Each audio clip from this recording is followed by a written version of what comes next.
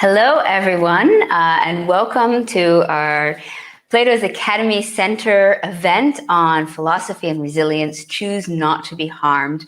My name is Anya Leonard. I'm the founder and director of Classical Wisdom, and I'm very happy to be helping co-host this event with Donald Robertson and the entire Plato's Academy Center team. So welcome, everybody. We have a really, really exciting event ahead of you, which really covers the scope and importance of resilience in philosophy and psychology. And I hope this a lot you'll be able to take away. I'm going to pass you over now to Tanner Campbell, who is our tech god and in charge of helping everything. And he's going to give you a few pointers just to keep everybody on the same page. I'm really just going to give 2 pointers. The first is, there may be technical difficulties. That happens sometimes during live events. So I will say that if anything on your end seems funky or weird, just tag me in the chat at Tanner, and I'll look into it. Keep in mind that your internet speed and connection may have something to do with dropped frames, things like that. But you know what your internet connection is like.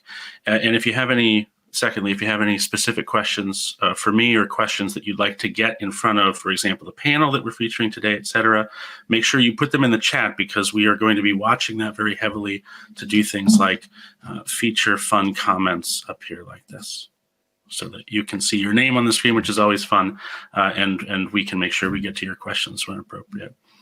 Okay, and with that, I will also say that the recording for this event should be available no later than Monday, and the team will stay in touch with you if it comes out earlier than that, or if we need a little bit more time, but we're aiming to deliver that recorded version of this, if you can't stay for the whole thing, by end of day Monday. And with that, I will give it back to Anya. Thank you, Tanner. And just to say, we love having a really interactive experience. So I love seeing comments, and it is really fun for us to push them up to the main stage.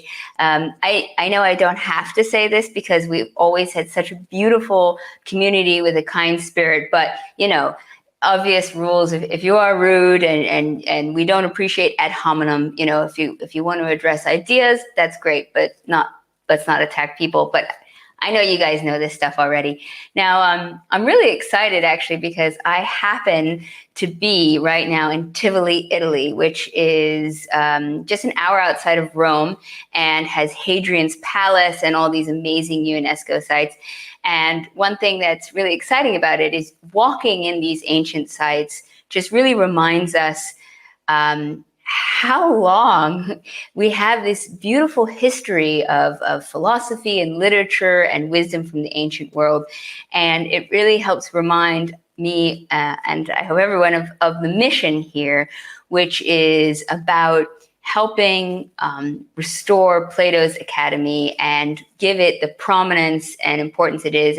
And a huge portion of this is to raise awareness of these great archaeological sites and the wisdom from the ancient world, and also to raise funds so that we can help work and restore these beautiful sites. So with that, I'd like to pass you on to Donald Robertson, the president of Plato's Academy Center, to discuss a little bit about more what our mission is. Hi, everyone. And thanks to Tanner and Anya for doing their introductions. And welcome to our Philosophy and Resilience event. I'll be speaking a little bit later. We've got an excellent lineup of speakers waiting ahead for you.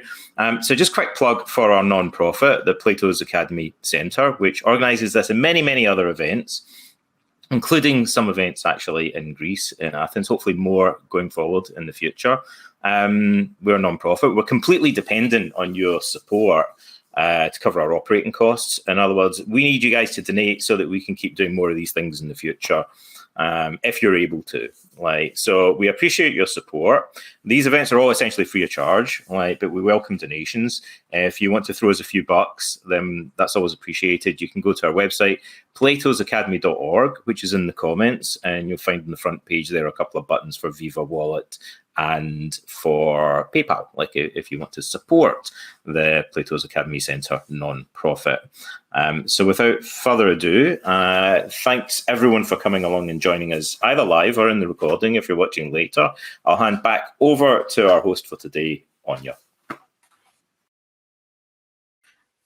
Hi, sorry about that. Thank you, Donald. And can I just say also, we will be releasing information on our next event on Seneca. So if you didn't get a chance to donate for this event, you certainly can for the next one. And we will be giving you more precise information on that. And so with that, I'm happy to introduce our first speaker, who is Nancy Sherman, who is going to be speaking on Stoic consolations on attachment and loss. Nancy Sherman is from Georgetown University and author of Stoic Wisdom, Ancient Lessons for Modern Resilience. And she has been working very hard over the years to talk about Stoicism in the military and in personal levels. So I'm very excited about introducing her speech. Thank you. Wherever you happen to be in the Plato's Academy virtual area. I'm Nancy Sherman, and rather than having PowerPoint slides and sharing a screen, I'm rather going to do it this way. You can see the book that will be the background for my talk, Stoic Wisdom, Ancient Lessons for Resilience. And I will talk today about Stoics on stuff, Stoic consolations on attachment and loss. So I just want to give my personal thanks to Donald Robertson for organizing this, and away we go. I want to begin with a fiery apocalypse, a sober historical event that involved massive destruction of stuff. It may have been the work of an enemy, internal, external. History isn't decisive at the moment. But what we do know is that the Great Fire of Rome of 64 devastated much of Rome. And whether Nero fiddled or not, what we do know is that it was likely an arson that destroyed much of Rome, homes, businesses, baths, what sustains a population. In addition, it destroyed the temples and the cultural heritage. And so if you think of Ukraine right now, though that's a war of aggression, as opposed to a fiery apocalypse started by an arson, it devastates cities and countries, and you get a sense of the sort of loss I'm talking about. If you're in Athens, as I just was, you're thinking of the Persian siege that burned down massive parts of the city, including sacred temples, the Parthenon, and probably Plato's Academy as well. So this forces a question that must have been on the minds of those who witnessed at least the Roman conflagration, and that is, how do you react as a Stoic? One of the most famous Stoics, Seneca, after all, was the young Nero's rhetoric tutor and then later court minister par excellence. And so we ourselves need to ask, does Stoic philosophy force us to rethink our attachments to objects and our valuation of those things that we love and cherish, including cultural heritage, and view as central to flourishing? Does it help us to loosen our grip on what we are attached to? So one way to understand this is to frame it in terms of Socratic teaching. So Socrates famously claimed that virtue alone is sufficient for happiness. External goods, all those outer goods that aren't themselves part of your inner goodness, so those outer goods, health and friendships and family and the safety of your country land, but also cultural artifacts and objects of beauty and of architectural splendor. All of those have to be considered as what they say now. They reclassify those things. They give it a new term: indifference. INDIFFERENTS. So it's not things that you show indifference to, but things that you could prefer or disprefer. But preferring them and having them or not having them won't make or break your happiness. So the idea is that Rome may burn as Nero watches or wanders to the outer reaches of his empire, houses, shops, public baths, sacred temples, monuments, all that may go up in smoke or demolished by battle. They're disasters, to be sure, but the task of Stoic wisdom is to be able to endure the loss and somehow prepare for the risks. So one way of thinking about this is if Socrates in the Phaedo, which is the dialogue with the Apology and Crito that outlines the trial of Socrates and ultimately his death, if he dubs philosophy, that is, if Socrates in this Platonic dialogue of the Phaedo dubs philosophy as the practice of dying, then the Stoics double down on the claim. And they claim that philosophy is the practice of preparing for dying by pre-rehearsing death or loss of stuff. So what do we think about this? Well, if not inhumane, it at least shows you the harsh side of a philosophy gone awry. We may rehearse evils, or what the Stoics say are pre-rehearsing the bads in order to practice loss. But to claim that the exercise isn't just protective, but that there are no real losses, is to accept Stoicism's strange recalibration of values that dubs all goods that aren't excellences of character as false goods. So that said, the Stoic view still gives us space to wonder and ask ourselves if we don't at times fetishize material stuff and underestimate our own resilience in the face of loss. So the Stoics really want to argue that if we want to go on valuing things that are outside the kind of control we generally have over our characters, then we should downgrade their value a bit and develop new kinds of attitudes toward them and learn new techniques for mitigating risk.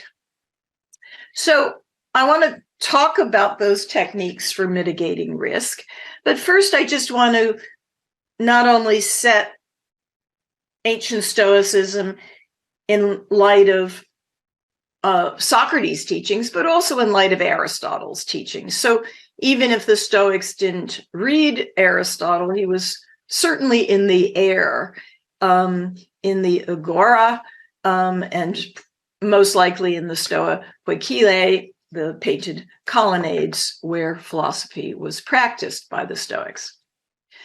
So Aristotle's really generous in what he includes in a good life. Maybe some would say too generous. And by generous, I mean, yes, it's your excellences of character, what come to us through the Latin as virtues. But if they're going to be virtuous activities for life is and happiness is living those or exercising those virtues, then you need a certain amount of resources, friends, safe buildings, subsistence, and some prosperity, a good political system, and the like. But the Stoics say, how are you putting it all together? Is it just a messy rag bag, or is it an ordered, structured whole? If it's an ordered whole, then we should downgrade the external goods. Don't even call them goods. Don't make that mistake. Call them indifference, not to be apathetic to them, but such that the kinds of things that won't make or break your happiness. But the real value of the Stoics, on my view, isn't in this classification system. It's in their teaching of attitudes by which we can approach or avoid those goods, or better yet, those indifference. So we have to learn behaviorally and not just intellectually or theoretically new ways of wanting and rejecting or approaching and avoiding that introduce a certain lightness to our touch. As Epictetus says, use impulse and aversion lightly and with reservation and in a relaxed way, without tension. So you might ask how that kind of attitude packs enough investment, enough cow into life to make it worth living and not just a hedged bet. But that's sort of the task, you might say, of my argument in Stoic wisdom, that there are ways of structuring a life that give you more resilience rather than less. And it involves these new attitudes toward the stuff out there, but also a new way of thinking about friends and relationships that help structure your resilience. So in order really to get to the heart of these new attitudes, we should think a little bit about emotions. And I think the Stoics are brilliant on the emotions and very prescient, very, very foresighted. They really think that we have not one, not two, but three layers of emotional experience. So let's start at the bottom layer. At the bottom are essentially agitations, arousals, proto-emotions. They're not really full-fledged emotions. They're startle kinds of responses, like that, or blanching, or sweating, or your knees knocking in battle when you hear the clarion call. Even though you're very experienced in battle, you may even be a sagacious, a sage general. Or if you're in a shipwreck, you blanch, says Aulus Gellius, one of our commentators. But they're not real emotions, and you can nip them in the bud before they run wild or get the better of you. And so one way of thinking of these arousals is through the commentary of Philo Alexandria. She's talking about Sarah. He's talking about Sarah, and she had a nervous laughter almost when she was told by God that she'd give birth as a 100-year-old. Who wouldn't have a nervous laughter? That is, what woman wouldn't have a nervous laughter thinking about such an event? But she didn't fully indulge that laughter. She got over it quickly. So that's a kind of proto-emotion. We might think of it as neurobiologist Joseph Ledoux does, as a low-road emotion that's sort of in this part of your brain. It's an early part of the emotion system. All right, that's one level, and I think the Stoics are really prescient to note it. A second level is where we all occupy much of our time. We are in the land of ordinary emotions: ordinary desire, ordinary fear, ordinary pleasure, ordinary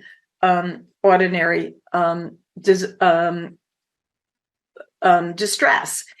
We get anxious about loss. We get fearful about it when we think about it in advance, and we get feel pleasure or delight in the goods that we expect, and we desire them.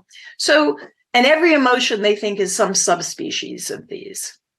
But these full-throated emotions have problems, because some of them, especially those like fear or anger, can be runaway emotions. They can get excessive, a little bit like a runner, we're told by Chrysippus, who's in motion and once in stride can't stop.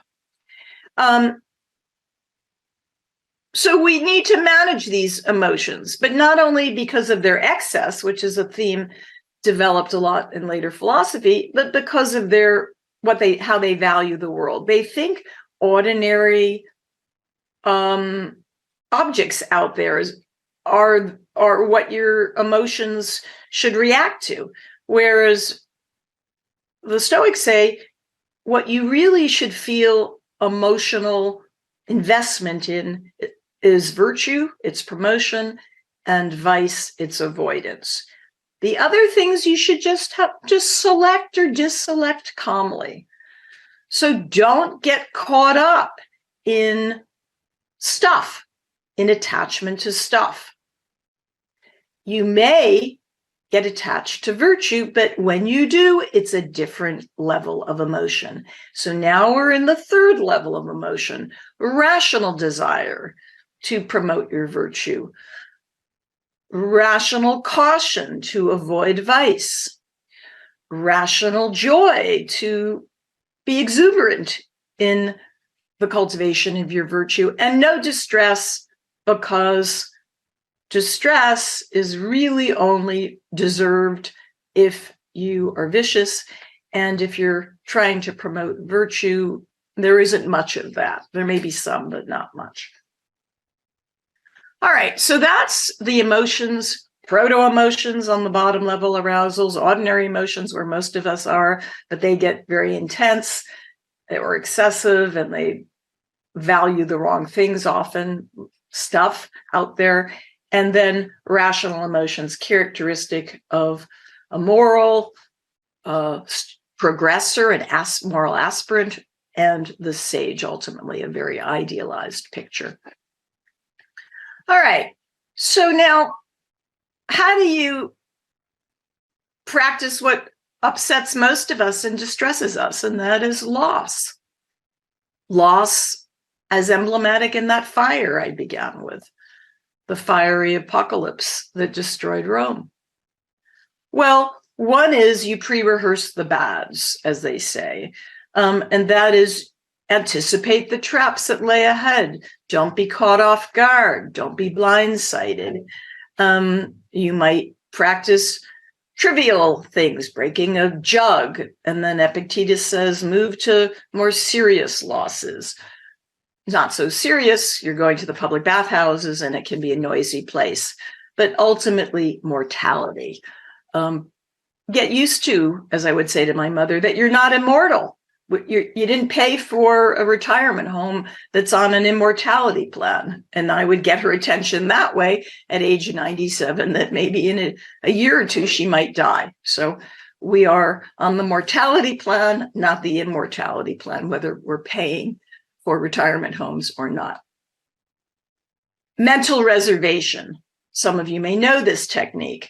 That is, tag onto your intentions or your impulses toward these preferred indifference, this tacit mental unless. I'll go sailing, says Seneca, unless something interferes. Or if you're Virginia Woolf and you're talking to your young child, James, we'll go to the lighthouse unless it rains. So there's a bit of an airbag that will inflate if things don't work out. Or I prefer the idea of the financial model. The past performance isn't a guarantee of future results. Would say Vanguard or Fidelity. Past performance is no guarantee of future results. So one idea behind mental reservation is essentially be agile. Agile in how you see the world, switch to shift gears if you have to, take in the world and its changing informational landscape quickly so that you can make quick adjustments and be light in your touch, as you might say, because you're cognitively nimble. So let's return to where we began. How do you deal with a massive fire that destroys your whole homeland, whether through arson, war, or nature? And this is urgent. We are in the midst of a war in Europe that's destroying much of Ukraine. No end easily in sight. People are uprooted. There's a refugee crisis. How do we deal with this kind of loss? Now, Seneca wants it both ways. In a sense, he wants his palatial glories, and he has those. He lives in Nero's imperial orb.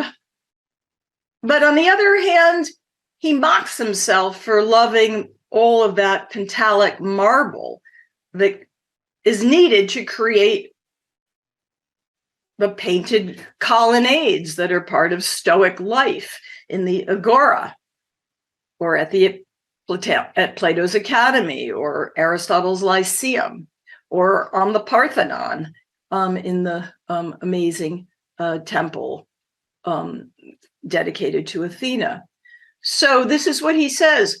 Beware, this is Seneca, beware of false glory. Quote, we delight in patterned marbles imported from the deserts of Egypt or the wilds of Africa, broad columns supporting a hall or dining pavilion large enough for an entire town. Yes, this is the world he knows. It is the ancient world of Greece and Rome. But he worries that we can get too attached to it.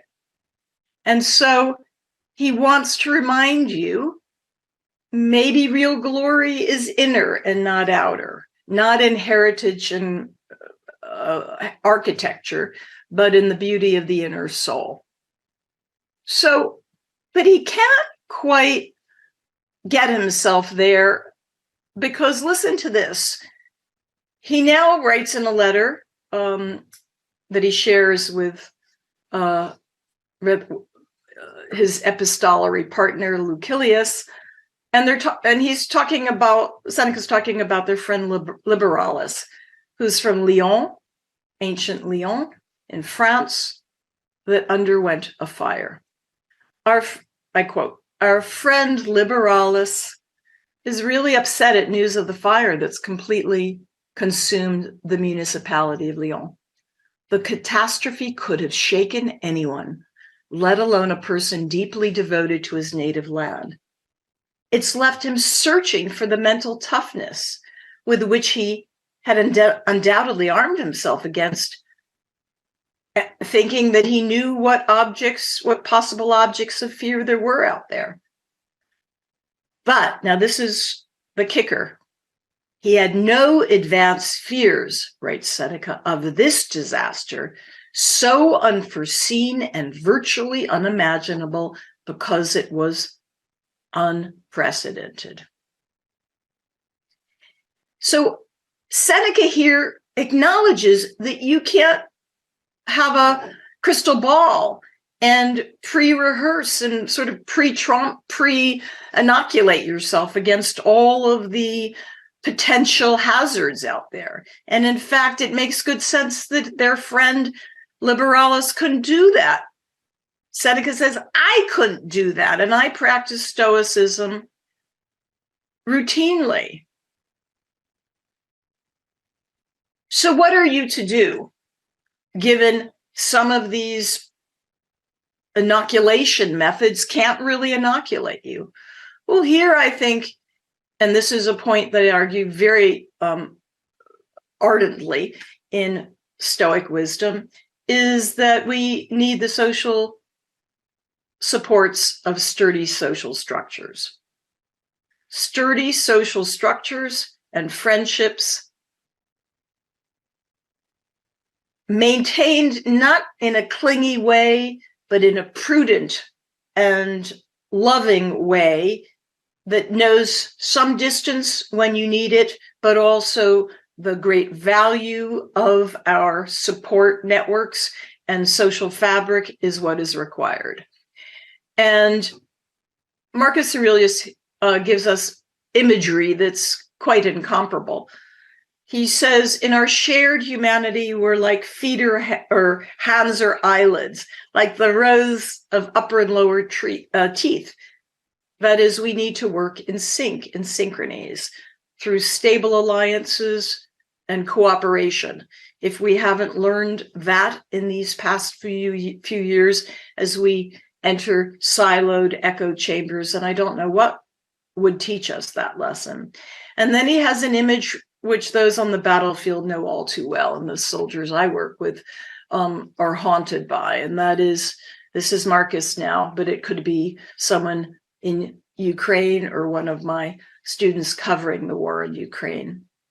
If you've ever seen a person on a battlefield, a body, hands, head lying apart from the rest of the human trunk, that's what we make of ourselves. writes Marcus to himself at nightfall when he's thinking of the detritus of the battlefield along the Danube. That's what we make of ourselves when we cut ourselves off from the organic whole, the universe to which we belong.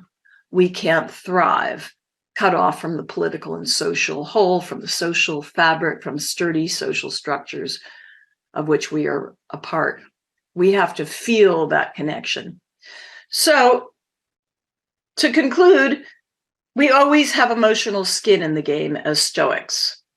The trick is to remain attached while cultivating a love that knows a measure of prudence and adaptiveness.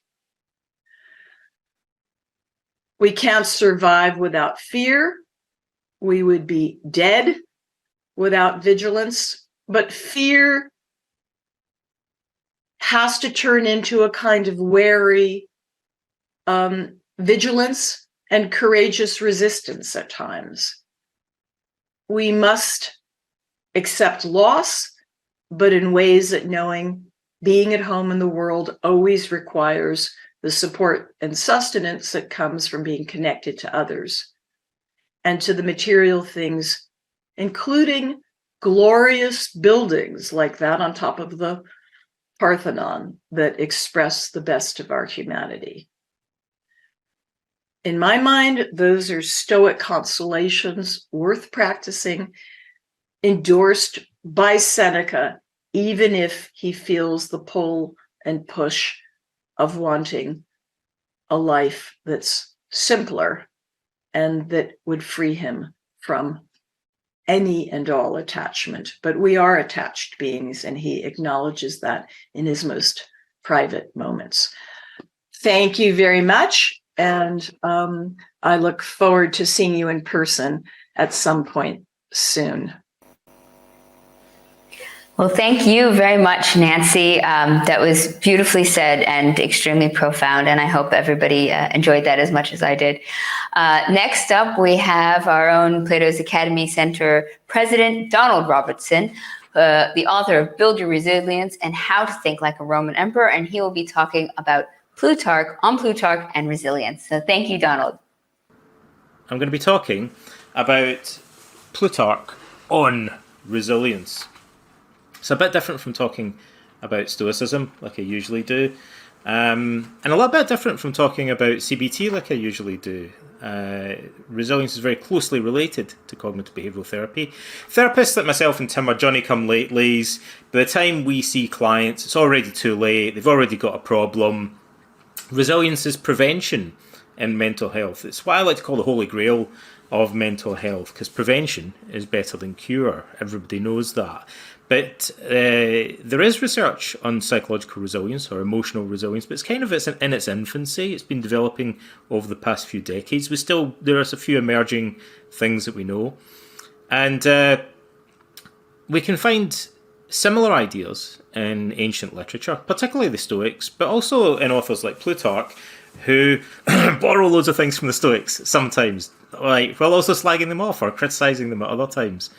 There's a lot of common ground in ancient literature, as we'll see, and particularly in this piece by Plutarch on tranquility. So I'm going to talk about what Plutarch says that looks like it relates to resilience and what he calls peace of mind.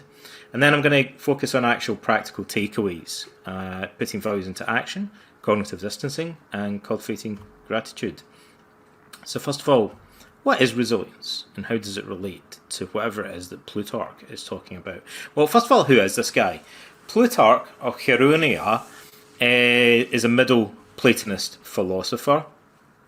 He was born round about 46 AD. He was also a priest of Apollo at Delphi, which is just outside Athens and not that far from his place of birth, from his home.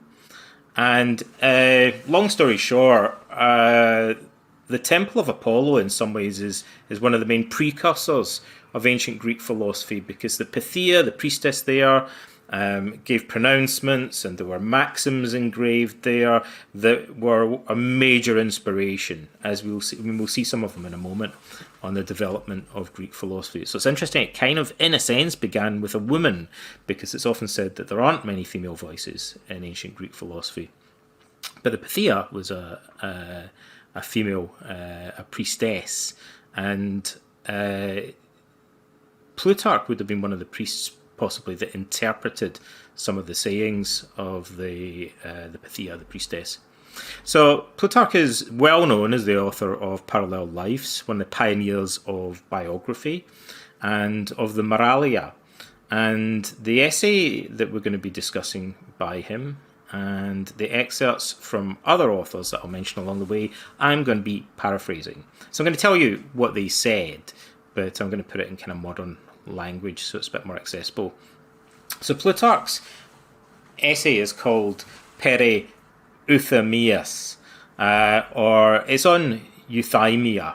And it's interesting because that word is translated in loads of different ways, as we will see. Sometimes it's translated as cheerfulness, usually translated as on peace of mind or tranquility, sometimes contentment. It's quite a vague word in ancient Greek. It kind of means psychological well-being in a broad sense. Plutarch is writing rough notes that he's kind of cobbled together. It looks like they're a little bit rushed, actually. And they're designed to help one of his friends in order to give him tips for practical use in daily life in order to achieve this psychological well-being that's associated with mental tranquility. This essay of Plutarch's is written not long after Seneca's De Tranquilitate Animae, which is about the same concept. It contains many similar ideas. They're very closely related texts. Seneca's obviously more Stoic. Plutarch's Middle Platonist, but there's a heavy Stoic influence in this. Plutarch's pretty vague about where he's getting these notes from, but it's generally believed that he's drawing to some extent on a famous Stoic teacher called Panetius, who also wrote an essay by the same title. And the earliest, or the most famous early text called Pere Euthamias is by Democritus, and he seems to have kind of set the stage, set a precedent for writing about this subject. So they're responding in part to what he said. And we have an interesting passage in Diogenes Laertius, who's kind of a historian, for want of a better way of putting it. He wrote Lives and Opinions of Eminent Philosophers. And Diogenes Laertius talks about Democritus's on euthymia, and this is how he describes what the word means and what the goal is. He says that according to that text, the original text on the subject, the goal of life is euthymia, which is not identical to pleasure, as some have mistakenly believed, but a state in which the soul proceeds calmly and steadily, untroubled by fear, superstition, or any other violent passion. This Democritus calls well-being, and he says he refers to it by a bunch of other synonyms as well. So it's calm, it's steady, it's free from any irrational or violent or pathological emotion, and it's associated with well-being. This sounds like what we call emotional wellness today, and if you were cultivating that long-term, and you're taking a preventative approach to stopping things upsetting it, that would be cultivating psychological resilience. It wouldn't be so much therapy, it would be more preventative. There's an interesting little allegory in Aesop's fables about a boar who's sharpening his tusks. It's the fable of the boar and the fox, I believe it's called. And a fox who's kind of cheeky comes up and says, "Why are you even wasting your time doing that, buddy? You're sharpening your tusks, but there's no one around. You could just be lazing around, enjoying the sunshine like the rest of us." And the boar says something very profound. He says, "Listen, you're right, there's no one around at the moment. But when I hear the blast of the huntsman's horn, then it's going to be too late to sharpen my tusks in order to defend myself." So he says in times of peace, prepare for war, basically. And we have to motivate people to do that, because by nature they wouldn't prepare for hypothetical future challenges that they're going to face. And so resilience, in a sense, a big part of it, the first step in a sense, is about motivating people. And we can see Plutarch is doing that in this article. He says, just as fierce dogs bark at every strange sound and can only be calmed by the familiar voice of their master, that they've got used to through repetition over time. Violent passions, such as fear and anger, can only be calmed by reasoning, or by coping strategies that have become familiar through practice, says Plutarch. You need to train yourself in preparation in order to maintain euthymia, psychological well-being, resilience, contentment, whatever you want to call it, because life is going to keep throwing stuff at you. So you need to be ready for it. He says we need to prepare well in advance to face adversity, and not be like those who suddenly start praying to the gods only when they're desperate for their assistance. It's too late then. But like someone saying, "God, I know I've never prayed to you before, but I really, really need your help right now." So Plutarch thinks this is kind of ridiculous. Remember, he's a priest. Someone who wants to be resilient but has never done anything to train themselves in advance is in this ill-prepared situation. He says those who lack skill in the art of living are elated by good fortune and depressed by adversity. They're thrown off both by good experiences and bad experiences. They're like puppets having their strings pulled by fate. And they're greatly disturbed, therefore, by both, or rather by themselves, he says, as much as what is good or bad in their fortune. So let's look at these practical takeaways. And the first one I'm going to call values in action. And one of the first things that Plutarch says, and a lot of what he's saying, it's interesting actually. We could just talk about the advice that a philosopher gives, but sometimes it's interesting to say, look, what aren't they saying? And what are they disputing that other people may have said? What are they suggesting that might be bad advice, like that you might get from other philosophers, or we might get from self-improvement gurus today? And so he begins by addressing, actually in therapy, we usually begin with a client addressing maladaptive coping strategies, many of which they've often learned from self-help literature or websites or self-improvement gurus that are giving bad advice. Often what seems like a good way of coping with adversity doesn't work out well in the long run, and that's one of the biggest problems in life, because those strategies that seem to alleviate problems but don't work out well in the long term are kind of addictive, and it's hard for people to realise that they're causing problems for them because they need the benefit of experience to see that. But a therapist, for example, or a psychologist might be able to look at someone and saying, I know that seems to be helping you, but generally other people find out it doesn't work out very well for them in the long term. Now, of all the maladaptive coping strategies that you can choose between, and there are many, without a shadow of doubt, the number one most popular coping strategy in the world is avoidance. Animals do it. Children do it, and most adults do it. And it comes in 1,000 different flavours. There are many, many different ways that people have of avoiding things. Sometimes they just run out of the room. Sometimes they just never get out of bed. And sometimes they do it by going la la la la la and sticking the fingers in their ears, or distracting themselves, or doing more subtle or more nuanced things. So subtle forms of avoidance that people can engage in. And sometimes they even turn it into a philosophy of life, and it seems reasonable when they do that at first glance. But Plutarch wants to dispute this. He's smart enough to realise. And he says, one who seeks to relieve emotional disturbance by prescribing inactivity and retreat from friends and public life is a poor physician of the psyche. He virtually says they're a bad psychotherapist. And he quotes Euripides saying, lie still, poor wretch, and move not from your bed. And he says, this is bad advice. It seems at first like it's going to make you feel better. Like, just cut off friends that are bothering you.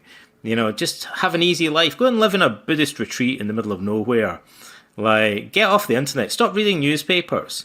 But if you do that long term, you're really just avoiding confrontation with stress rather than learning better ways of coping with stress. This will make you less resilient rather than more resilient. And Plutarch realizes this. So it's pretty smart of him to start with this. So what's missing from a life of avoidance? Plutarch says some philosophers, following Democritus, claim that doing less is the key to tranquility. And it's kind of an easy option, or a shortcut if you like. But they're mistaken, he says. It's the omission of good acts in our lives that causes more emotional disturbance. We pay a hefty price for avoidance, like, because we miss out on the opportunity to exhibit the virtues. And that's really what's rewarding. That's meaningful. That's, ultimately what gives us a sense of fulfillment in life. It's going out and facing challenges. Marcus Aurelius says something very similar. He also has a pop at Democritus. So again, it's interesting the parallels between these different ancient texts. If you want peace of mind, says the philosopher Democritus, according to Marcus, occupy yourself with few things, like do as little as possible. Marcus says perhaps it would be better to say, do what is necessary and whatever reason requires of a naturally social animal. This brings not only the tranquility that comes from doing fewer things, but also that which comes from doing them well and living virtuously. So Marcus says, well, this is kind of half true. You can reduce the amount of things that you're doing in life, but really more importantly, you need to focus on doing things that are actually meaningful and rewarding. This increased or valued activities is integral to modern evidence-based treatment for clinical depression, incidentally. So another evidence-based approach that we find in the resilience field is based on the work of Martin Seligman and others that relates to personal values or character strengths. And Plutarch says something that strangely anticipates that. He says not all pursuits are for everyone, but one must, obeying the Pythian inscription, he means the inscription outside the temple of Apollo where he worked, outside the temple of the Pythia, the priestess there, the most famous one that says know thyself, or know oneself. It was actually inscribed, we're told, on a pillar at the entrance to the temple, Gynothai auton. Then use yourself for that one thing for which nature has fitted you, and do not do violence to nature by dragging yourself toward the emulation of one sort of life after another. Like, figure out what it is that you're actually good at, where your talents lie, and then use them, like, in order to live a successful and virtuous life. Because success tends to contribute to feelings of self-efficacy, as we would say today. It's the most important thing psychologists now know that contribute to this kind of gold dust that we call self-efficacy in psychology, which is kind of like a feeling of confidence in your own ability. Play to your strengths, Plutarch says. Runners aren't discouraged because they don't carry off wrestlers' crowns, but they rejoice in their own. He says, don't try to be a jack of all trades. And this is kind of confusion in a way. When people are younger, they're not really sure what they're going to do in the future. But if they don't figure it out, they run the risk of just hopping from one thing to another and never really getting to experience what it's like to realise their potential and exhibit their talents, so they don't tap into their ability for success, which would give them ego strength or self-efficacy in practice. We should therefore choose the calling appropriate to ourselves, he says, cultivate it diligently, and let the rest alone. This is a quote that Lauya read for us in the original Greek from Euripides, and we find this in a number of ancient philosophical texts. This is a lost tragedy by Euripides, but this passage seems to have been really influential, widely known. It does no good to rage at circumstance. Events will take their course with no regard for us, but he who makes the best of those events he lights upon will not fare ill. Remember rightly, Epictetus quotes part of this. It's very stoic sounding, obviously. So in addition to living in accord with our values, we also need to be prepared to deal confidently with frustration and setbacks. And that is what I'm going to discuss in the next section on cognitive distancing. When in a fever, says Plutarch, using very homely but one of the most common ancient metaphors to communicate this idea. When in a fever, everything we eat seems bitter and unpleasant to the taste, and yet when we see others taking the same food and finding no displeasure in it, suddenly the lights go on. We no longer continue to blame the food and the drink, but we blame ourselves and our malady. He means that we realise it's something wrong with us, not something wrong with the food. It's easy to confuse. Like this, what we call in a sense, it's similar to what we call cognitive fusion today. This simple confusion is absolutely integral to many psychological problems. Not understanding, is it the food that's bitter, or is there something wrong with my sense of taste? Likewise, says Plutarch, we shall cease blaming and being disgruntled with circumstances if we see other people accepting the same events cheerfully and without offence. This is a still from the movie Seneca and the Creation of Earthquake, starring John Malkovich. This character, Nero, has sunglasses. It's now my go-to illustration for cognitive distancing. So we're looking at the world. Aaron Beck said, it's like we're looking at the world through tinted lenses. We don't realise the world itself isn't blue in this case, it's the lenses. In the same way we could be looking at the world through catastrophic tinted lenses and not realise that the events that we're looking at aren't inherently catastrophic because other people don't see them as catastrophes. Maybe in the future or in the past we won't or didn't see them as catastrophic, but we do now because we're wearing catastrophic tinted glasses. The catastrophe is not in the external world, it's in our way of looking at them. It's in our visual apparatus or the lenses through which we're looking, and those can be changed. So we call this decatastrophizing when we learn that there are alternative ways of looking at what seem like catastrophic events. We also call it cognitive flexibility, the ability to look at things from different perspectives, to take those blue glasses that Nero was wearing off and put rose-tinted glasses on, or pink or purple or green glasses instead. And that insight, the ancients realised, Socrates mentions this both in dialogues of Plato and of Xenophon. It seems to have been a commonplace in the ancient world, but it's forgotten today. Sometimes these simple observations, this is how to teach philosophy to kids, by the way, these commonplaces, simple illustrations. If other people feel differently about it, that's a clue that maybe it's not the thing itself that's causing the feeling, but it's our opinions or judgments, our attitude towards it, something about the way we're looking at it. And maybe in the future, we could look at it more like the way other people do. So training ourselves to get that separation between our perspective and the thing that we're responding to, and then exploring alternative ways of looking at what seem at first like catastrophes. Bees make sweet honey from bitter thyme. You make lemonade out of lemons, we say today. Bees make sweet honey from bitter thyme. The wise, likewise, according to Plutarch, draw something beneficial from even the most unfavourable circumstances, because they learn to view what seem like catastrophes as opportunities, looking at the positive or looking at the opportunities that lie in them, or seeing them as transient. These are all alternative, more constructive ways of looking at setbacks or misfortunes. We should learn to say, not so bad after all, to misfortune, like Diogenes when he was driven into exile. Diogenes was exiled from Sinope and he came to Athens. That's partly why he kind of lived like a beggar. He was in a very lowly state when he arrived in Athens, in a sense. This not so bad after all, it's kind of like the tattoo that I have from Crates of Thebes. It says, Uden de non peponthas. Nothing terrible has happened to you. This isn't so bad after all. It's decatastrophizing. It's such a concise little slogan. It's a bit like today we talk about turning what if thinking into so what thinking. What if something bad happens? What if this happens? What if that happens? This is the typical way that worriers think, the conversation that they have going round and round in their heads. What if this happens? What if that happens? How will I cope?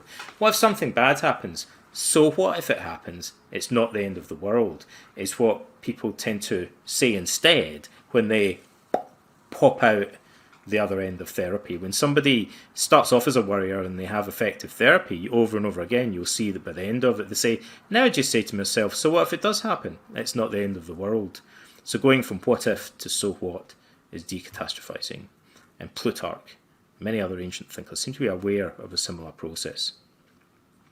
Plutarch says that Diogenes used to go around saying, does not a good man consider every day to be a festival? The Greeks had these massive festivals, like the big music festivals that we have today, or the modern Olympic Games, all rolled into one. But Diogenes said, does not a good man consider every day to be a festival? How does he do that? One of the problems that Plutarch does a good job of identifying is a kind of selective thinking that is very important today. It's a cognitive bias. It's related to things like confirmation bias. There's a lot of research on cognitive biases and different forms of mental filtration or selective thinking in the field of cognitive therapy. Why do you scrutinise too keenly your own trouble, my good sir, said Plutarch, and continue to make it ever vivid and fresh in your mind, but do not direct your thoughts to those good things which you have. Why? Because you're depressed, or you're angry, or you're anxious. You're doing threat monitoring. You're engaged in selective thinking.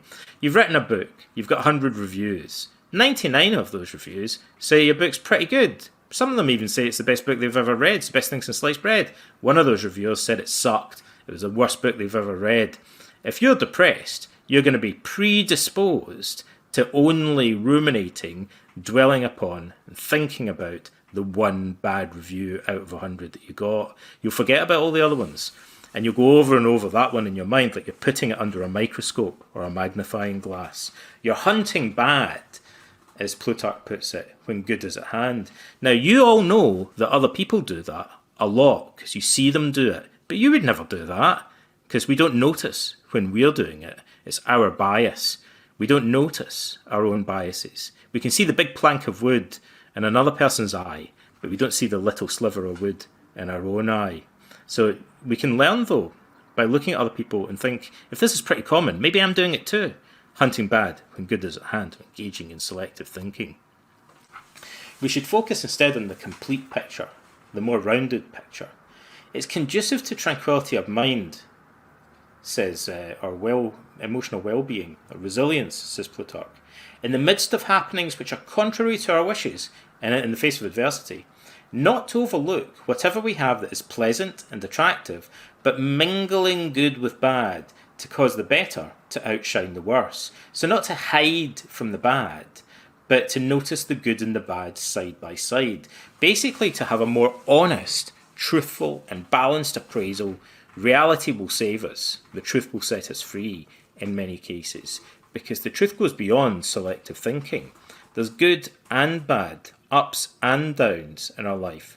But the problem is that when we become emotional, we generally focus solely on the bad part of our experience and ignore the good. So we lose the balance. It's losing the balance that undermines our resilience, right? There's nothing wrong with bad experiences, as long as we can take them in alongside the good experiences, all mixed together. They compensate for one, and it makes a life worth living. Even though there's bad times in it, there's good times too. But we lose that perspective when we get upset. You see other people doing it all the time. You know they do. We should not overlook even common and ordinary things, but take some account of them and be grateful that we're alive and well and look upon the sun, is how Plutarch says it. He's priest of Apollo, who's associated with the sun god. Absence and gratitude. These things, when they're present, will afford us greater tranquility of mind, if we but imagine them to be absent. Now, this is very interesting. And remind ourselves often how desirable is health to the sick, and peace to those at war, and to an unknown stranger in so great a city the acquisition of reputation and friends, and how painful it is to be deprived of these things when we once have had them. So we take things for granted, is the point he's making. And we have to make a conscious effort. You can listen to this talk, but unless you actually change your behaviour and make a conscious, sustained and deliberate effort to train yourself, as he said earlier, you're not going to experience gratitude and mental health in this kind of way. You have to actually spend time, invest time, like you're lifting dumbbells or something like that, training your mind, like to choose to focus on experiencing gratitude systematically in order to shift your mental health long term. This is Plutarch's point. For it will not then be the case that we find each one of these things important and valuable only when it has been lost, but worthless while securely held. We take things for granted unless we imagine what it would be like if we didn't have them anymore. We have to use our imagination to do that. Cultivating gratitude, therefore, we should spend time deliberately contemplating with gratitude the most pleasant experiences of our own lives, rather than always looking to externals and admiring the reputation and good fortune of others. as adulterers do other men's wives, yet despising themselves and their own possessions. Marcus Aurelius makes the same or very similar point once again. We imagine what is absent being present, and that causes craving. So normally we think, gee, I don't have a Ferrari, but that guy's got one, and imagine if I had one. That doesn't do anything except make me envious of other people's possessions. We're imagining what's absent, I don't have a Ferrari, as if it were present. Gee, imagine if I did have one though, how cool that would be. Instead, we should imagine what is present being absent. Now, that seems ridiculously simple in a sense, or kind of trite. I'm here in Montreal, it was pouring with rain the other day. Imagine I didn't have a roof over my head. Imagine we didn't have food, we didn't have electricity, things that we profoundly take for granted. Instead, we should imagine what is present as if it were absent in order to cultivate gratitude. It's not absent, so we're training ourselves preemptively so that if one day we do lose it, we're ready for that. Or if we lose other things, we have a general sense of resilience because we're used to imagining what it would be like to go without these things. This process is very deeply tied into the whole idea of impermanence that's derived from Heraclitus, the doctrine of Pantarei, or everything flows, that Marcus loves so much and goes on and on about. Because to imagine impermanence is inherently to imagine absence or loss, and it transforms our emotional experience when we do that. Now, I'm going to wrap up by mentioning a little bonus. I said I'd give you 3 takeaways, but I couldn't resist adding this one because, again, Plutarch mentions something that we don't see that much in other ancient sources, but it's very recognisable in modern therapy. He says it's highly conducive to tranquility to examine, if possible, one's good fortune, but if that's not possible, to observe persons of inferior fortune and not, as most people do, to compare themselves with those who are superior in fortune. This upward and downward comparisons thing we know is pretty common among people who have clinical depression or generalised anxiety disorder in particular. For instance, those in prison account fortunate those who have been set free, and they, men born free, and free men citizens, and citizens in their turn the rich, and the rich satraps or governors, and satraps kings, and kings the gods. In other words, there's always somebody better off than you are. Always. Even if you're a celebrity, you're probably going to find somebody who is more successful, better looking, or wealthier, or happier than you are. And the number of people that you don't compare yourself to, might vastly increase, and the number of people that you can look up to might decrease, but you'll still do it, and you'll still feel just as depressed, right? So Plutarch is saying, the fact is that at the present time, if you include all of the people that preceded you in history, the vast majority of them were much worse off than you were. Like, they didn't have basic health care. They didn't have things like the internet or electricity or heating and stuff. You're incredibly privileged just by the fact that you're alive today. And we know that people who suffer from mental health problems often focus on upward comparisons. They're biased towards making upward comparisons. Maybe it's got something to do with the media and celebrity culture, but they always want to be as successful or as rich or as good looking or whatever as somebody that they see in magazines and TV, and they don't stop to think, geez, there's a lot of people in the world that can't even read or write. I'm incredibly lucky that I've just got a roof over my head and I can pay the bills and feed my family and stuff. So this bias towards upward comparisons is incredibly toxic, but it's extremely common in the society in which we live. What is this, says Plutarch, warns Plutarch. What is this other than collecting excuses for ingratitude in order to chastise and punish oneself? Wow, he's right. This is toxic stuff. He gives a really weird example. He says, get into the habit of comparing your circumstances to those worse off than you. And his weird example is, whenever you're lost in admiration of a man born in his litter, and this is an example of a litter, like it's a chair or a couch that's carried around by slaves, as if he was superior to you. Look how lucky that guy is, being carried around in his litter. He's got 4 slaves, I've only got 2. Lower your eyes and gaze upon the litter bearers also. So you should think, geez, I'm glad I don't have to carry this fat senator around all day long in the midday sun. I'm lucky I'm not one of those guys. Like, so his illustration is, don't look at the person in the litter. Look at the people that are having to carry him around, and be grateful that you're not in that position, rather than envying the guy that depends on the labour of other people.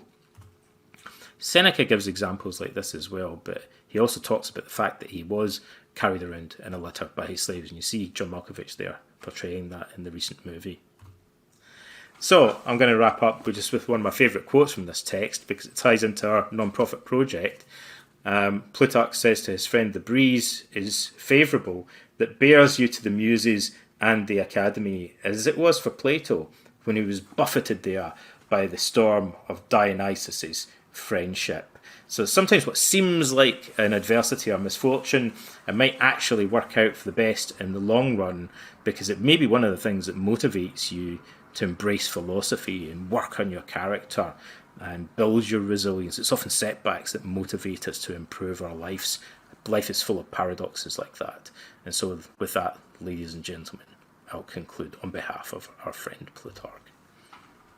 Welcome, Laliat, and maybe I'll thank you for jumping in. I know Donald was going to introduce you, so I wasn't certain how he was going to introduce you, so maybe I'll let you introduce yourself and pass it on to you. Okay. Hi. Well, hi everybody, and thank you so much for having me. So I'm a writer and an editor on classics. I'm a classics teacher as well. I taught in schools in the UK. Private schools in high schools. I've been doing some editing with Donald on his biography, really amazing upcoming biography of Marcus Aurelius for Yale, which is fantastic. And we've also been working together on his upcoming book about Socrates, which is also going to be really nice. I mean, I'm so privileged to be working on that with him and discussing his ideas and talking about the idea of how you write about ancient lives and ancient people. Because as part of my background, part of my training, I studied biography writing at a university in the UK, at the University of East Anglia. And so I have quite a lot of experience in writing biographies as well. And bringing together classics and the idea of writing about lives is really wonderful. I'm really honored to be working with Donald, and also doing some things for Plato's Academy as well in Athens. I'm usually based in Athens, so I'm kind of on the ground there as all these exciting developments are happening in Greece, actually, with renovations of museums, and it's a really exciting time to be there.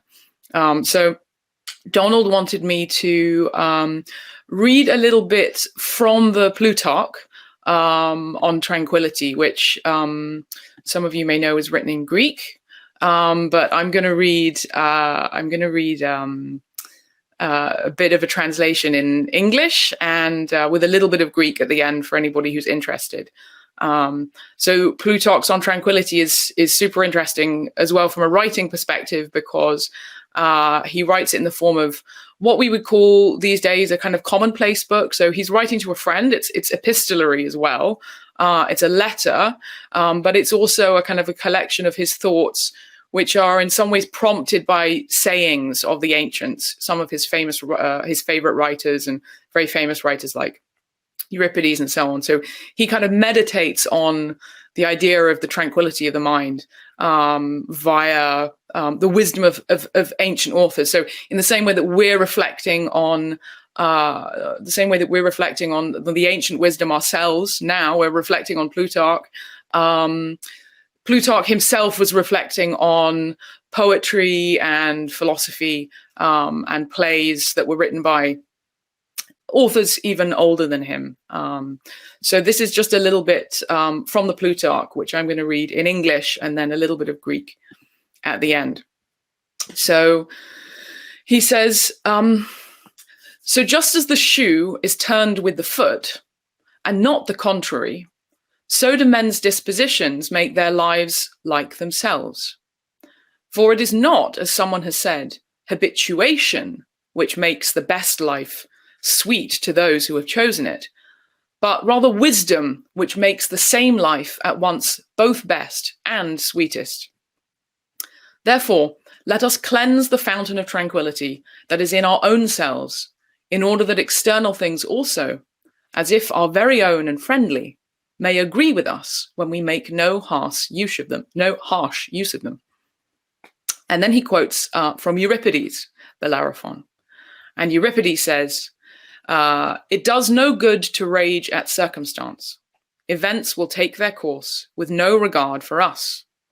But he who makes the best of those events, he lights upon, will not fare ill. And the Greek for that last little quotation, which is from Euripides, goes like this. So forgive my schoolmistress-like pronunciation.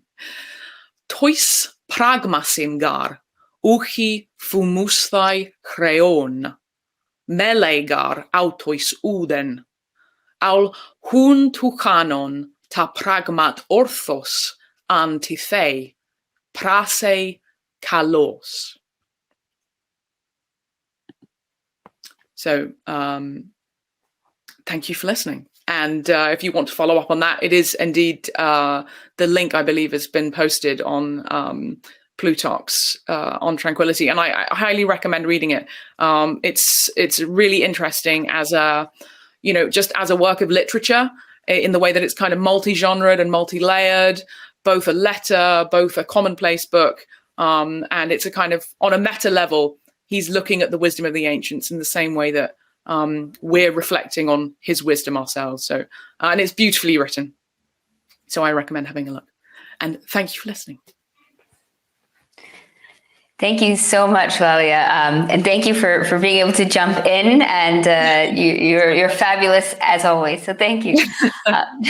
We're going to move on to Resilience and Skepticism by Professor Richard Bett of Johns Hopkins University and author of How to Keep an Open Mind. Thank you, Richard, for joining us. Thanks very much. So just to check, can you hear and see me, everyone? Okay, good. I did test beforehand, but in light of recent events, I thought I should make sure. Well, thanks very much. So I've written several papers on the Stoics, but I have not immersed myself in them to the same degree as certainly as Nancy Sherman or several others who are going to speak later. My main area of scholarly activity has been the ancient Greek skeptics, and to some extent Roman skeptics. And I must admit, it hadn't occurred to me to think about the skeptics specifically in connection with the topic of resilience. But when Anya invited me to be part of this panel, it didn't take me long to decide there was something worth saying about this. And the main reason for that is the ancient skeptics, like all other philosophers in the Greco-Roman world, were very clear. Any philosophy worth taking seriously had to be livable. That is, it had to be something that could be realistically incorporated into a human life. And that might be surprising to any of you who've encountered skepticism as a topic in modern philosophy, because there it's usually featured, raising a series of possibilities that no one would imagine outside of a completely theoretical context, such as the possibility the world around us might not even exist, or the possibility, even if there is a real world, we might not have any awareness of it because we might be nothing more than, as it said, brains in vats with our so-called experiences being fed to us by evil scientists, that kind of thing. So just to be clear, ancient skepticism is not like that. It does raise some deep and serious questions about our ability to grasp the nature of things. But despite what some of its critics, ancient and modern, have said, it doesn't abandon its connection with the regular world that we live in. There are two main traditions of skepticism in ancient Greek and Roman philosophy. There's the academic, founded in the academy, which is central for the organizers of this, and Plato's Academy Center. The academy turned in a skeptical direction about a century after Plato's death. And if you know a little Plato, I think you can see that there's a strand in Plato that might encourage that. In addition, there's the Pyrrhonian tradition of skepticism, which traces its origins to the obscure figure of Pyrrho of Elis, who we don't know much about his life, but one of the things we do know is he accompanied Alexander the Great on his expedition eastwards all the way to India. Despite the connection with the academy, I'm not going to talk about the academics. I'm going to limit myself to the Pyrrhonian tradition because it has a great deal more to say about what the skeptical life would be like, and therefore about its potential lessons for resilience. So the distinctive claim of Pyrrhonian skepticism, from beginning to end, as far as we can tell, is the attitude it promotes, that is, an attitude of suspension of judgment, has the effect of inducing something in Greek called ataraxia, that is, freedom from disturbance, which, by the way, is the same effect another school, the Epicureans, claim to bring about, although in their case it happened, according to them, through coming to understand things, not through suspending judgment. By far, our best information about all of this comes from the Pyrrhonist Sextus Empiricus, who's the only Greek skeptic from whom we have complete works surviving. So Sextus tells us the skeptic has a particular ability. It's an ability to assemble theories or arguments or impressions on either side of a given question, or all sides, there might be more than two, and presenting these in such a way that they have what he calls equal strength. That is, they come across to you in such a way that you find yourself no more inclined to accept any one of these theories or arguments or impressions than any other. So, give you a couple of examples. I mean, the question, it might be in natural science, the question might be whether matter is atomic, or whether, on the other hand, it's continuous and potentially divisible at any point. And both of those were, the Stoics held the second view. They were both respectable views in the ancient world. Or it might be a question in ethics. What does justice require on this occasion, or in general? There could be lots and lots of questions that might be raised of this kind. Whatever the topic, the presence of conflicting views of equal strength on the question means there's just no way to choose between them, and so you suspend judgment. And the result of this suspension of judgment, Sextus says, is ataraxia, freedom from disturbance. Now, the skeptic didn't start out as a skeptic. Sextus says the original goal was to achieve ataraxia by coming to understand the nature of things, like the Epicureans claim to do. But the search, he says, kept on being frustrated by the presence of multiple competing views on any given topic, which led to suspension of judgment rather than any discovery.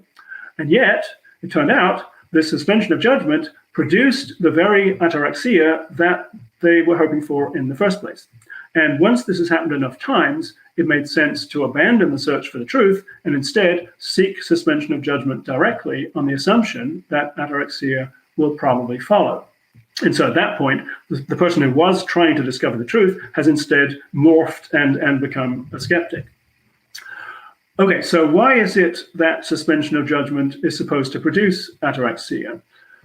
Sextus seems to give two somewhat different answers to that question. It's not obvious how they're related to one another, but I'll give you both.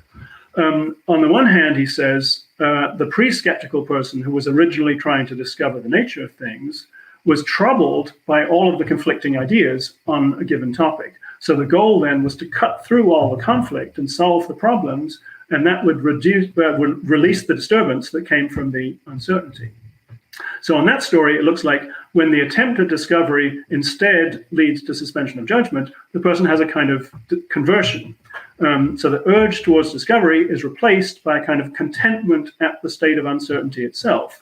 Although, as I said, that might need to happen a few times before the change of orientation takes hold and the project shifts to one of aiming for suspension of judgment itself. That story seems to be implicit in Sextus's remarks about the original aim of discovery and the ataraxia that attends suspension of judgment, unexpectedly, at least at first. But that story is not really spelled out in the text. By contrast, whenever Sextus does actually address the question why suspension of judgment yields ataraxia, he tells a somewhat different story, which is focused particularly on the topics of good and bad. So here the idea is definite views about some things being good, other things being bad, are an immense source of trouble. So getting and keeping the good things, health, wealth, whatever they might be, avoiding and shedding the bad things, those will consume one's attention and emotional energy. So loss of the good things or being afflicted with the bad things will be a source of devastating despair. And even if you currently do have the good things and not the bad things, you're in a constant state of anxiety about the fact that that situation might change. And by contrast, a person such as the skeptic, who doesn't have any definite views about those things, who suspends judgment as to whether health or wealth, for example, really are, in the nature of things, good to have, is going to be much less concerned about getting or keeping them or about avoiding their opposites.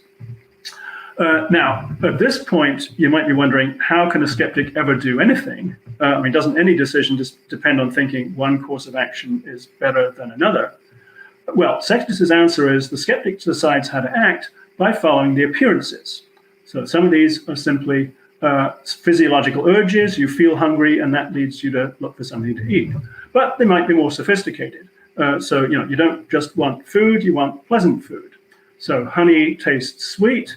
That means maybe you like to spread it on toast for breakfast, but not, for example, to mix it in with chips and salsa. It also extends to social values. So let's suppose you have a general inclination to help your fellow human beings, and that means you do, especially those closest to you, but others as well, perhaps, to the extent that you can without major inconvenience to yourself. None of that requires any settled commitments. So, for example, you don't need to have the belief it's your duty to help your fellow human beings. You do it simply because of a general inclination that you happen to have, and unfortunately others might not have. So that's a brief overview of the skepticism of Sextus Empiricus. So now, what can it tell us about resilience? In general, I feel with thinkers from another time and place with very different cultural expectations, some elements will tend to transfer to our own world better than others. But I think there is nonetheless a lesson, maybe more than one lesson, that we can take from this kind of outlook. So an example in Sextus that takes us close to the topic of resilience concerns a tyrant who wants to force you to do something atrocious, or he himself will do something appalling to you or your loved ones. And Sextus brings this up as something that's raised as an objection against the skeptical outlook. So the objection says, whatever you decide in this kind of situation must be the result of coming to a definite view about what's really important. So either you decide upholding the standards of decent behavior and not knuckling under to autocrats is important, or on the other side, protecting yourself and your loved ones is really important. But either way, the idea is, according to the objector, this is a case where no one could hold on to a skeptical attitude. And Sextus's answer is, no, on the contrary, a skeptic can handle a dire situation like that just as well as a non-skeptic, in fact, even better. So the skeptic's actions, he says, are a product of their acculturation. Like everyone else, skeptics acquire a whole set of behavioral tendencies as a result of the norms, explicit or implicit, the norms of the society in which they were raised. And so, Sextus says, the skeptic can make a decision in a case like that, this is a quotation, relying on the preconception that fits with his ancestral laws and customs. So it could go either way, depending on what those laws and customs are like.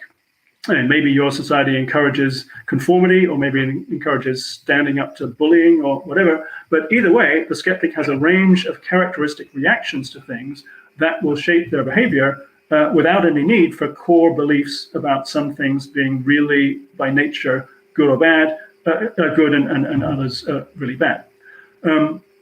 And moreover, since the skeptic won't hold that any course of action is inherently good or bad, even in this case, they may be free from the kinds of obsessive worries about the good and the bad that, as I said, he claims anyone who's not a skeptic is subject to. So what do we make of all of that? Well, one thing that skeptics have in common with Stoics is both stripped down to a minimum their sense of what really matters. And so, for the Stoics, the only thing that truly matters is that you embody virtue and avoid vice. Everything else for the Stoics is indifferent. That doesn't mean that health and wealth, things like that, shouldn't be pursued, other things being equal. It does mean possession of those kinds of things will not make a fundamental difference to the quality of your life. And Nancy Sherman expounded on this in much more detail and much more eloquently than I could do. But many people have observed this can be an inspiring message in tough times, even if we might feel it goes too far in the things that it jettisons from the realm of the truly important. And I won't go 100% with the Stoics on that. But okay, there's quite a commonality at any rate between the Stoics and the skeptics on this. I'm not sure we would want to call the skeptic's attitude inspiring. Skepticism strips down what truly matters to absolute zero. As a result, unlike the Stoic, as I said, there are no core values that the skeptic has to hold on to in the face of terrible circumstances. But I think there might nevertheless be a different kind of benefit that the skeptical outlook has to offer, perhaps in less fraught circumstances than the tyrant case that Sextus describes. And yeah, I must admit, I don't find Sextus's treatment of the tyrant case completely convincing. But in fairness, I should say, I've had disagreements about this with scholars from countries that have experienced authoritarian regimes within living memory, especially in South America. But anyway, let's forget the tyrant case. In less fraught circumstances, to remain open to the possibility always that things might not matter as much as you thought may be a source of strength in itself. I mean, it's a familiar phenomenon. Events that at the time seemed devastating, loss of a job, breakup of a long-term relationship, things like that, those things can sometimes have unexpected benefits in the long term. So keeping an open mind as to how far the things with which one is faced are negative, how far they're positive, may improve one's ability to negotiate them. And that's a kind of resilience. And yeah, as Anya said, keeping an open mind is the title of my most recent set of translations from Sextus.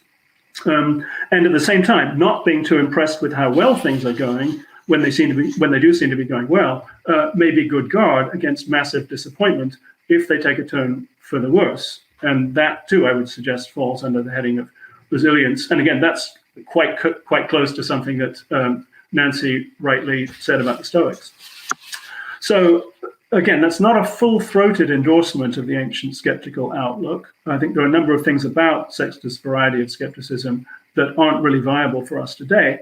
But the general verdict that skepticism encourages, don't be too sure you figure things out, stay open to the possibility of alternative perspectives, alternative points of view.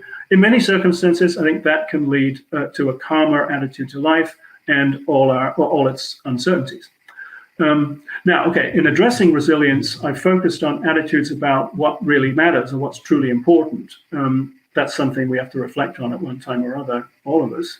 But recall, Sextus also suggests the researcher who suspends judgment finds ataraxia from that very suspension. So instead of getting it by discovering the truth, as they originally intended, they get it by, in effect, finding themselves unable to take a stand on the questions they're trying to answer.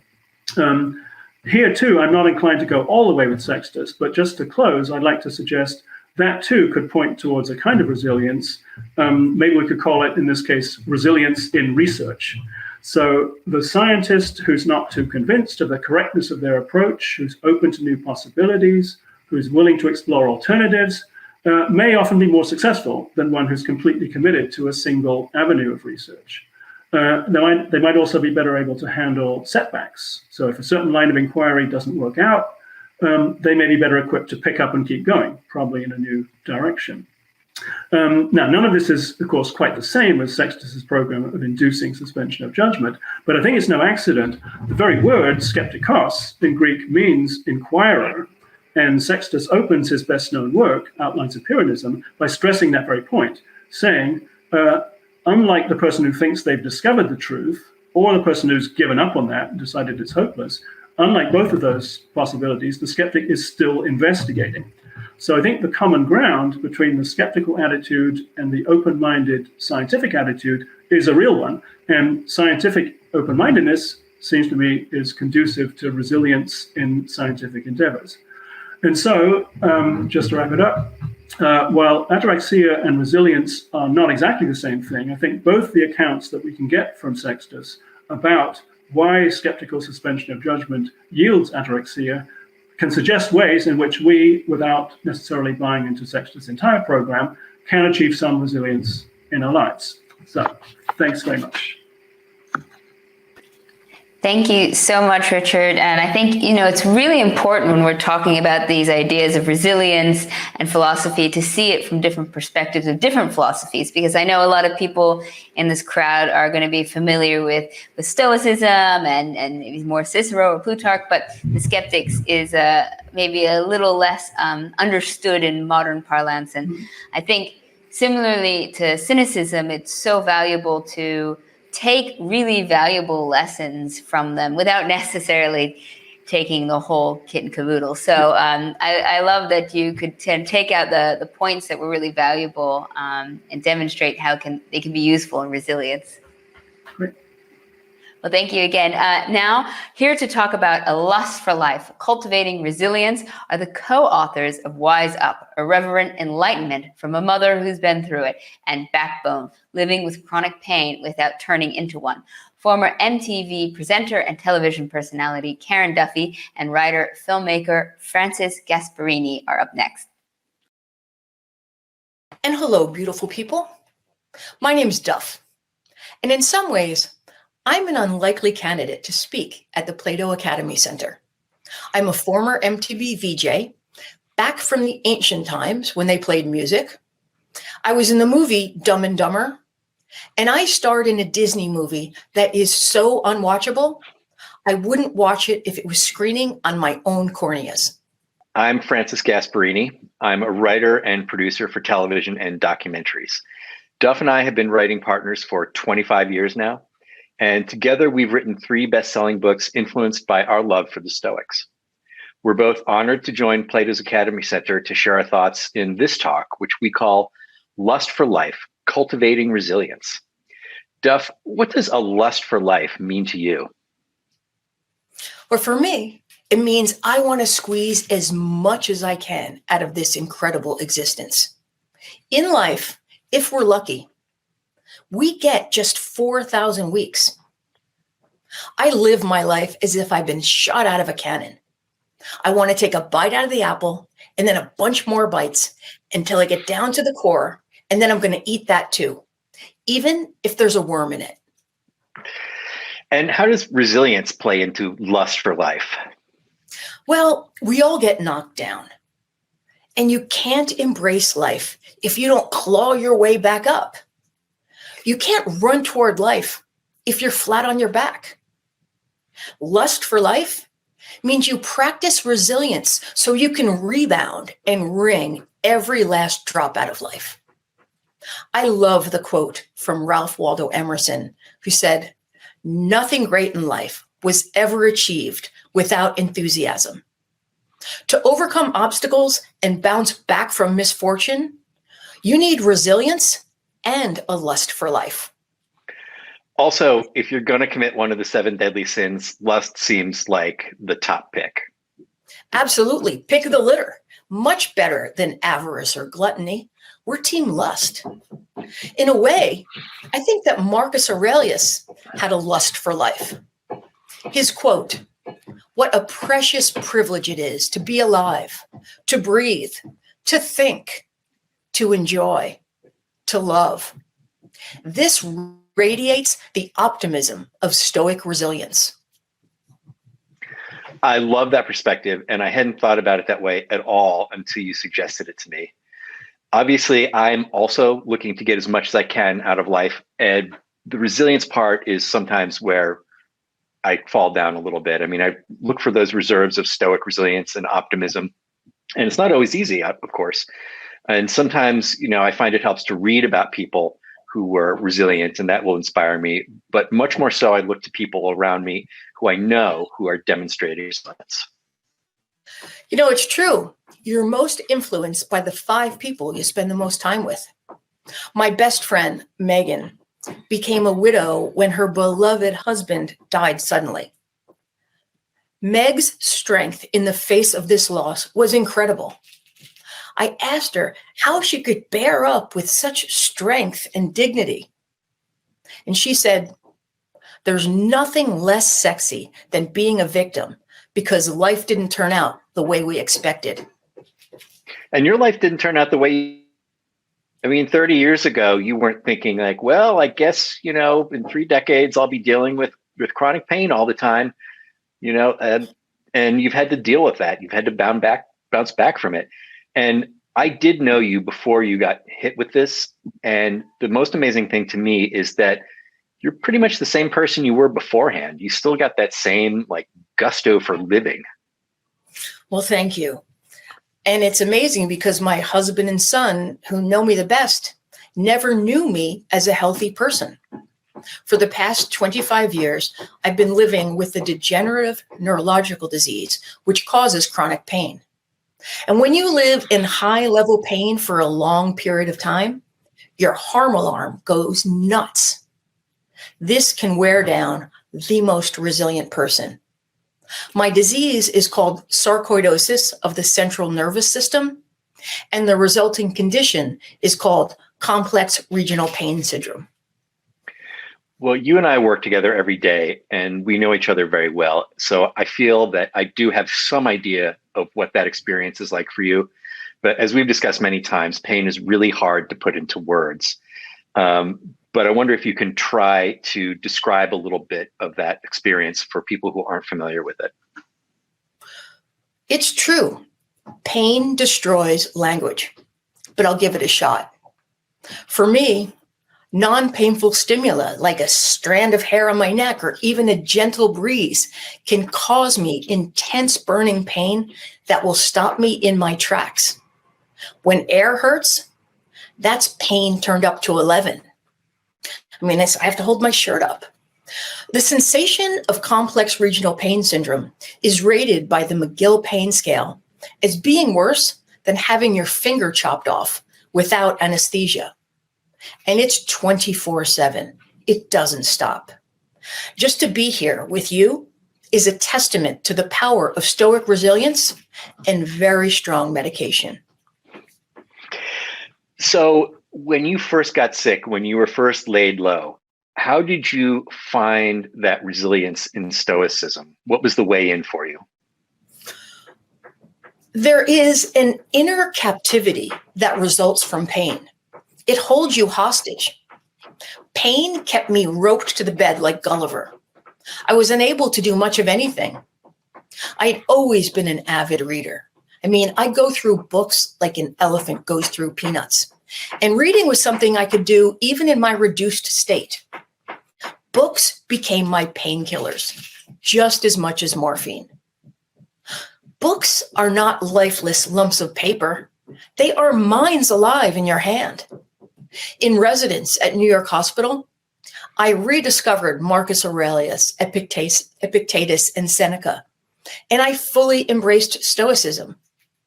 I cracked the classics wide open and invited them to take up residence in my heart and in my head. These ancient philosophers, they were my doctors just as much as my neurologists and medical doctors. These wise guys taught me to embrace the ability to reframe pain and rebound from the obstacles I now face. In a way, getting sick was a new beginning for me. I had to mourn for my old life and figure out a whole new life. As you like to say, pain is inevitable, but suffering is optional. Absolutely. I mean, your story reminds me a little bit of the story that we love about Thomas Edison, which is that one evening in 1914, Edison is finishing up his dinner and all of a sudden, bam, bam, bam on the door. Somebody comes to see him and he says, "Mr. Edison, you've got to come to the factory right now." So Edison rushes over and 10 of his buildings, workshops, laboratories are just burning intensely. And there are 8 fire departments there trying to put this out, but they can't do anything because these are chemical fires because of the processes and experiments that Edison does. And so Edison is standing there watching, everything he's built burn to the ground. And his son Charlie is next to him and he turns to him and says, "Charlie, go get your mother. She will never see a fire like this again." And Charlie's upset. He says, "What are you talking about?" And Edison says, "It's all right. We've just got rid of a lot of rubbish." And later that night, amid the smoking ruins of everything that he's built, the New York Times comes to talk to him. And he says, "Although I am over 67 years old, I'll start all over again tomorrow," which is exactly what he did. He didn't fire anybody. He didn't lay anybody off. He set to work rebuilding. And within a year, he was back better than ever. The man lost his life's work in the 7th decade. And this is the resilience that he showed after a complete professional and financial disaster. And this makes me think of the Seneca aphorism, fire is the test of gold, adversity of strong men. So imagine the resilience of Edison, who was tested by fire and adversity. And he's not going to collapse like a cheap lawn chair just because of a little thing like his factory burning down. Or in your case, you're not going to collapse because you got this debilitating neurological disease. When you think about it, Stoicism was born from resilience. We wouldn't have this school of philosophy if Zeno of Citium didn't rebound after losing his ship and cargo full of precious purple dye. Zeno said, "Now that I've suffered a shipwreck, I'm on a good journey." Without Zeno's resilience, we'd have no Epictetus, no Marcus Aurelius, and no Seneca. And of course, the thing about resilience is you don't need it just once, right? Like the challenges in your life didn't stop when you got sick. There are always going to be setbacks. There are always going to be obstacles. You're going to get shipwrecked more than once. You're going to get shipwrecked many times, right? I mean, I assume you've suffered many shipwrecks in your life. Absolutely. I came home on Sunday and my apartment was flooded for the third time in a year. Each time I've had to move out, move all my books, and the floor have to be replaced because I'm immunocompromised and there's a danger of mold. And it was interesting because I was talking to the head of the board of my New York City apartment building, and he said, "Why aren't you screaming?" And I said, "If I scream, I'm only going to jack up my cortisol and hurt myself. The floors and carpets, they're already ruined." And I thought, if Edison can deal with a bit of fire, I can deal with a bit of water. I read this apocryphal story that an ancient Persian king gathered together the wisest philosophers he could put his paws on and put them all in one room and said, "I want you to come up with a sentence that will always be true." So these wise guys put their heads together and talked and argued and thought and debated and stroked their long gray beards. And the sentence they came up with is, "This too shall pass," which I think is a great thought. But for me, the Stoic spin on that would be, you can get past this, right? It's not just that things will go away. It's that you have the power to get past it. You are resilient. I think that's beautiful. You can get past this. Resilience is a superpower. Resilience is a choice. As Epictetus noticed, the challenges you face introduce you to your strengths. I know what pain is. I know what weakness is. I know what it's like to be pancaked by obstacles. Because I know these things, for this reason, I am a resilient Stoic who has a lust for life. I like to remember the motto, amor fati, meaning love your fate. And whatever life has in store for you, this motto says, love it. And to me, that's really just another way of saying lust for life. You got it. And lust for life inspires me, the former washed-up VJ, to think about Iggy Pop and David Bowie, different kinds of philosophers who collaborated to write this incredible song that inspired our talk today. Well, thank you, Duff. And thanks to Donald Robertson and Casey Pierce and Tanner Campbell and the Plato's Academy Center for this incredible opportunity. Well, thank you. I hope everybody enjoyed a little bit of Iggy Pop at the end. And also, I think, it's very in line with the Stoic beliefs that we should have role models to teach a lot of these principles. And I think Duff is a beautiful role model inside and out on how to be resilient. And so I hope everybody took as much from her life story as I have. Next up, we have Beyond Stoicism, Plutarch on Never Getting Bullied Again by Professor Michael Fontaine, the classics professor at Cornell University and author of How to Grieve, an ancient guide to lost art of consolation. Welcome, Mike. Thank you, Anya. It's great to be here. Can you hear me? Perfect. I'll leave it to you now.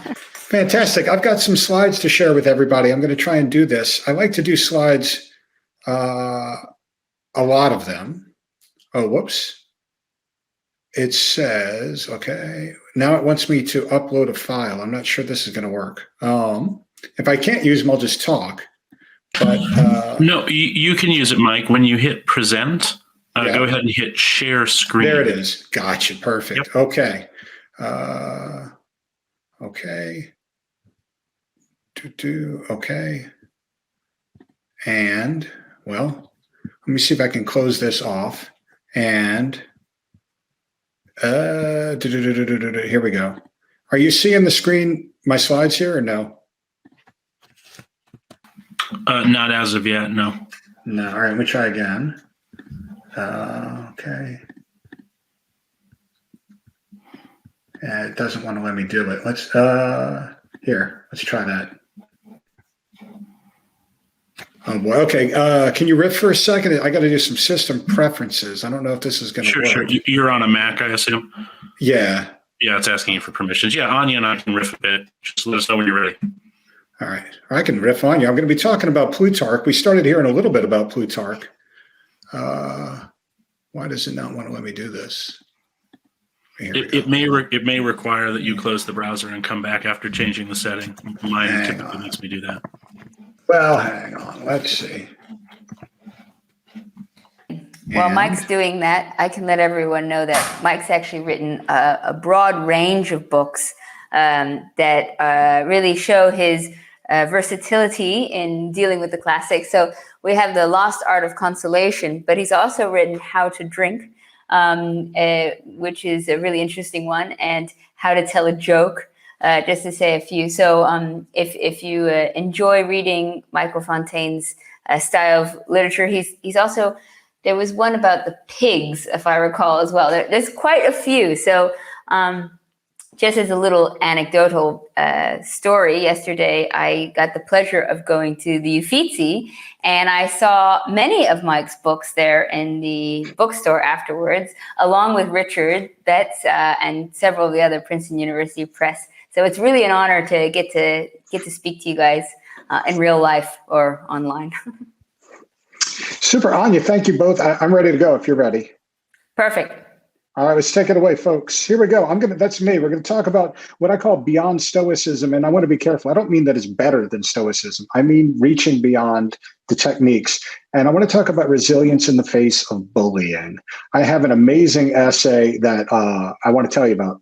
So here's our guy, Plutarch. Donald was telling us a little bit about this guy. Now, as you heard, he's a Platonist, not a Stoic. So he has a different way of really the metaphysical view of the world. But when it gets to practical stuff, he's very, very sympathetic to Stoic techniques, to the coping mechanisms and the actual, things we can do to make our lives better.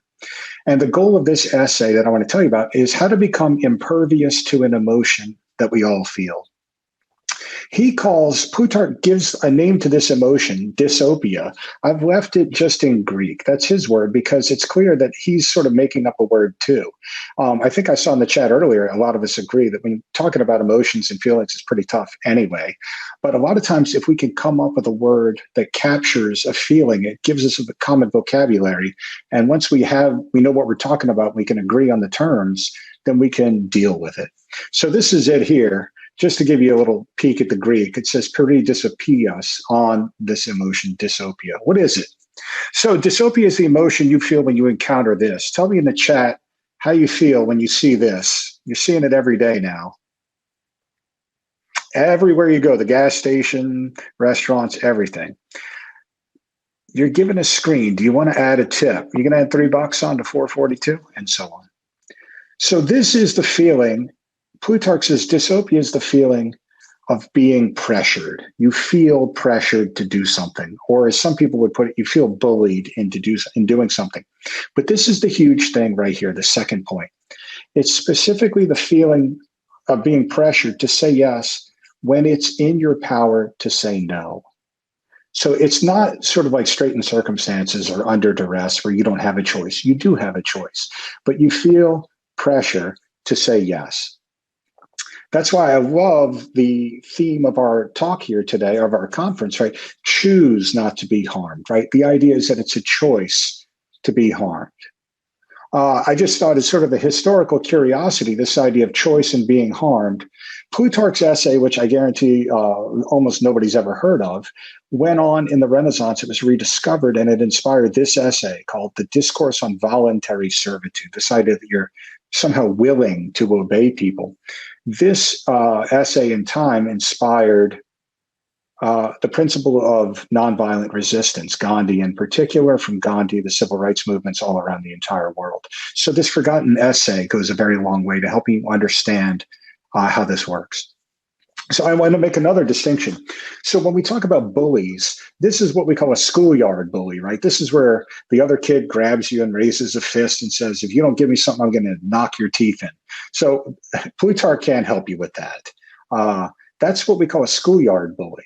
He's talking more about what people nowadays call the workplace bully, the obnoxious coworker, the boss that sort of hints that maybe you could stay late if you really feel like being a team player and so on. Workplace bullying is a whole concept. That's what Plutarch's talking about. And the emotion he's describing can be summed up in this phrase, they let you do it. Other people let you do something to them. And so what's the idea? Why do you let yourself be bullied into saying yes when you know you shouldn't say yes? So I want a couple more points on this idea of dysopia. Plutarch describes this emotion. He also defines it as the act of caving into a request, specifically an improper or an inappropriate request. Somebody asks you to do something, you think, no way, I don't want to, or I don't think I ought to do that. So for Plutarch, this word is covering both the feeling, the emotion, and the act. So it's sort of like a fudge word for both of these ideas. There is no real equivalent word in English, which is why I'm just keeping it in Greek for now. But I want to give you some examples to make clear some of the scenarios where this emotion arises. You're welcome to answer in the chat. You certainly don't have to. I would not myself, but you can if you like. Have you ever done any of these things? Have you ever voted for or supported some stupid policy that you know you shouldn't have done? Have you ever lent money to somebody who will never repay it? Have you ever written a letter of recommendation for somebody that you don't really recommend? Have you ever gotten somebody an interview with an important person, someone powerful or famous, a person that you know, so you help somebody out, you get them an interview? Have you ever hired somebody unqualified for a job? Have you ever lied for somebody, especially if they ask you to? Have you ever rigged an award, rigged a decision, circled the wagons against somebody when you think they're telling the truth? Or have you ever said yes to sex that you're not sure you really are that enthusiastic about? These are all Plutarch's own examples. And so where is this emotion in modern parlance? If we're talking about this stuff today, what are the words we use? Well, I've been translating this essay, and the word for the person who makes you feel dysopia, nowadays a lot of us would call that person a bully, somebody who's bullying you into, saying yes. The person, however, if you're feeling bullied, we tend to call that person a pushover or a people pleaser. I pulled up some definitions for you. If you look up pushover in the Oxford English Dictionary, yeah, it's a slang sort of word. But what is it? It's a person who's easily persuaded or a person who's easily outwitted or overpowered. It also has the specific idea of a person, especially a woman, who gives in easily to demands for sexual intercourse. So this is the word we're using nowadays for what he's talking about, a pushover. Or we say a people pleaser. And if you look it up in the Merriam-Webster dictionary, here's what you see in the red box. A person who has this emotional need to please other people, even at the expense of your own needs or desires. Now, I don't know if you are one of these people, but I bet you know someone who's like this. And it seems likely that some of us on this call do fit into this mold. So we have the bully and we have the pushover. Now, here's the thing. Plutarch is the first person in world history to sort of isolate this emotion and try to analyze it and figure out ways past it. And he defines dysopia as an oversensitivity to shame. You know what shame is, right? That horrible feeling that you've done something wrong, that you violated your own principles, you did something you shouldn't have done. You can feel it yourself. Other people can induce it in us. And Plutarch says that this emotion is that you are feeling shame too much.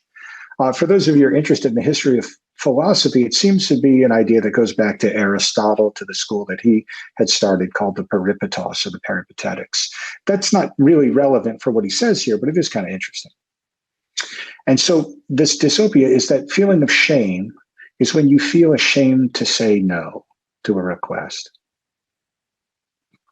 So the solution, Plutarch says, he's very action oriented. He said, we're not just here for the theoretical. How are we going to get past this?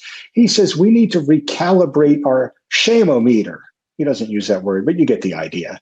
So what do you have? In the center, you would have an appropriate sense of shame.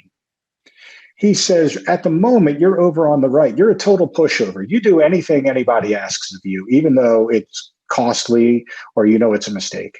He says, if we overdo this, as we try and make you less sensitive to shame, though, if we push you too far, you're going to end up on the left and you're going to be a totally shameless bastard. You know, the kind of person that you cannot embarrass. They'll take anything, they'll ask anything, they'll do anything. And if you try to call them out on it, they just grin. They don't care. And he says that way lies cruelty, right? That's what makes people cruel, callous, indifferent. They lose all sense of humanity, charity, and so on. He says, we've really got to get this right if we want to do this. Plutarch this is fascinating. He knows that pressure to do something, to say yes, can come from above. I don't know if you saw this movie. It's one of my favorites, Office Space, I think is the name, where the boss just kind of comes out. He's like, if you could just do that, that would be great. And he has this request. He's not offering any kind of compensation. It's not really a direct order. He's just sort of implied that someone's going to do it. So that's sort of, you might call top-down pressure. But nowadays, especially in the age of social media, we're seeing pressure from below, where in theory, the people pressuring you have less power, less status than you do. But that's not always true, or it seems to be changing. Where do you see it nowadays? You see it with activism. You see it with political pressure groups or interest groups. You see petitions, especially internet petitions. We see them every day. Protests out front. Or let's say you're in the workplace and your coworkers or your colleagues call on you to sign some open letter that they want to put up on the internet. Or maybe you're being pressured by the people you work with to deplatform a speaker or to censor what they say or what they're writing. Or you're the boss and people come to you and they say, we have this, what we think is a great initiative. And you take one look at it and you say, oh my God, it's going to politicize the whole office. This is a terrible idea. I don't think I should do this. And you're feeling the pressure and they mean it in earnest and all that. So you're being called on to greenlight this idea. It's in your power to say no to all of this. But boy, you're feeling the pressure. Plutarch knows this. So you'll see things like, we need a change. I pulled this up just for fun. You see it with Jumbotron proposals. You take your beloved fiancée to 60,000 people in the arena and you put her name up there on lights and ask her to marry you. You better be pretty sure she really wants to do it. Otherwise, she's going to feel a lot of pressure to say yes, even if she's not that gung-ho about it. Okay. Plutarch says that with this emotion, there's going to be serious consequences. He says it's a tiny little emotion, but it has disastrous consequences. What are some of them? Here you go. Money. He said, you're going to lend it out and it's stupid and you'll never get the money back. It's going to cost you actual money. Health. He says, what if you're pressured to choose a doctor who's maybe not the right doctor, maybe not the best? Maybe the doctor that you're choosing is for some other reason. Your children's education. He says, how do you choose a school for your kids if you want the best education? Are you going to be pressured into some choice that's not the best? Lawsuits. Let's say you get sued. Are you going to hire a lawyer because it's the best lawyer out there or because it's like your cousin's college roommate or something like that? You're feeling the pressure. And this, I think, might be most interesting for a lot of us on this call. He says your personal beliefs in life, and he talks about Stoicism, cynicism, Platonism, religion, all these things. How do you choose your identity? Is this something that you chose, that you investigated, or is it just something you grew up with and you never thought about it? And maybe people show you some of the flaws in those beliefs, but you just kind of double and triple down. He said that's going to lead to mistakes. As I say, these are Plutarch's own examples, and they're totally contemporary, even though the guy was writing 1900 years ago. So what do we do about this if we know this emotion is a problem? So he gives practical recommendations, and I love the very first one. He says, you've been in the scenario where somebody raises a toast to you. You're in a room full of people, and somebody raises a glass of wine. They say, we drink to your health. He says, if somebody toasts you and you don't want to take that alcoholic drink, just put the glass down on the table. That's simple. So nobody's going to pressure you and say, you pick that drink up and you consume it. He says, nobody does that.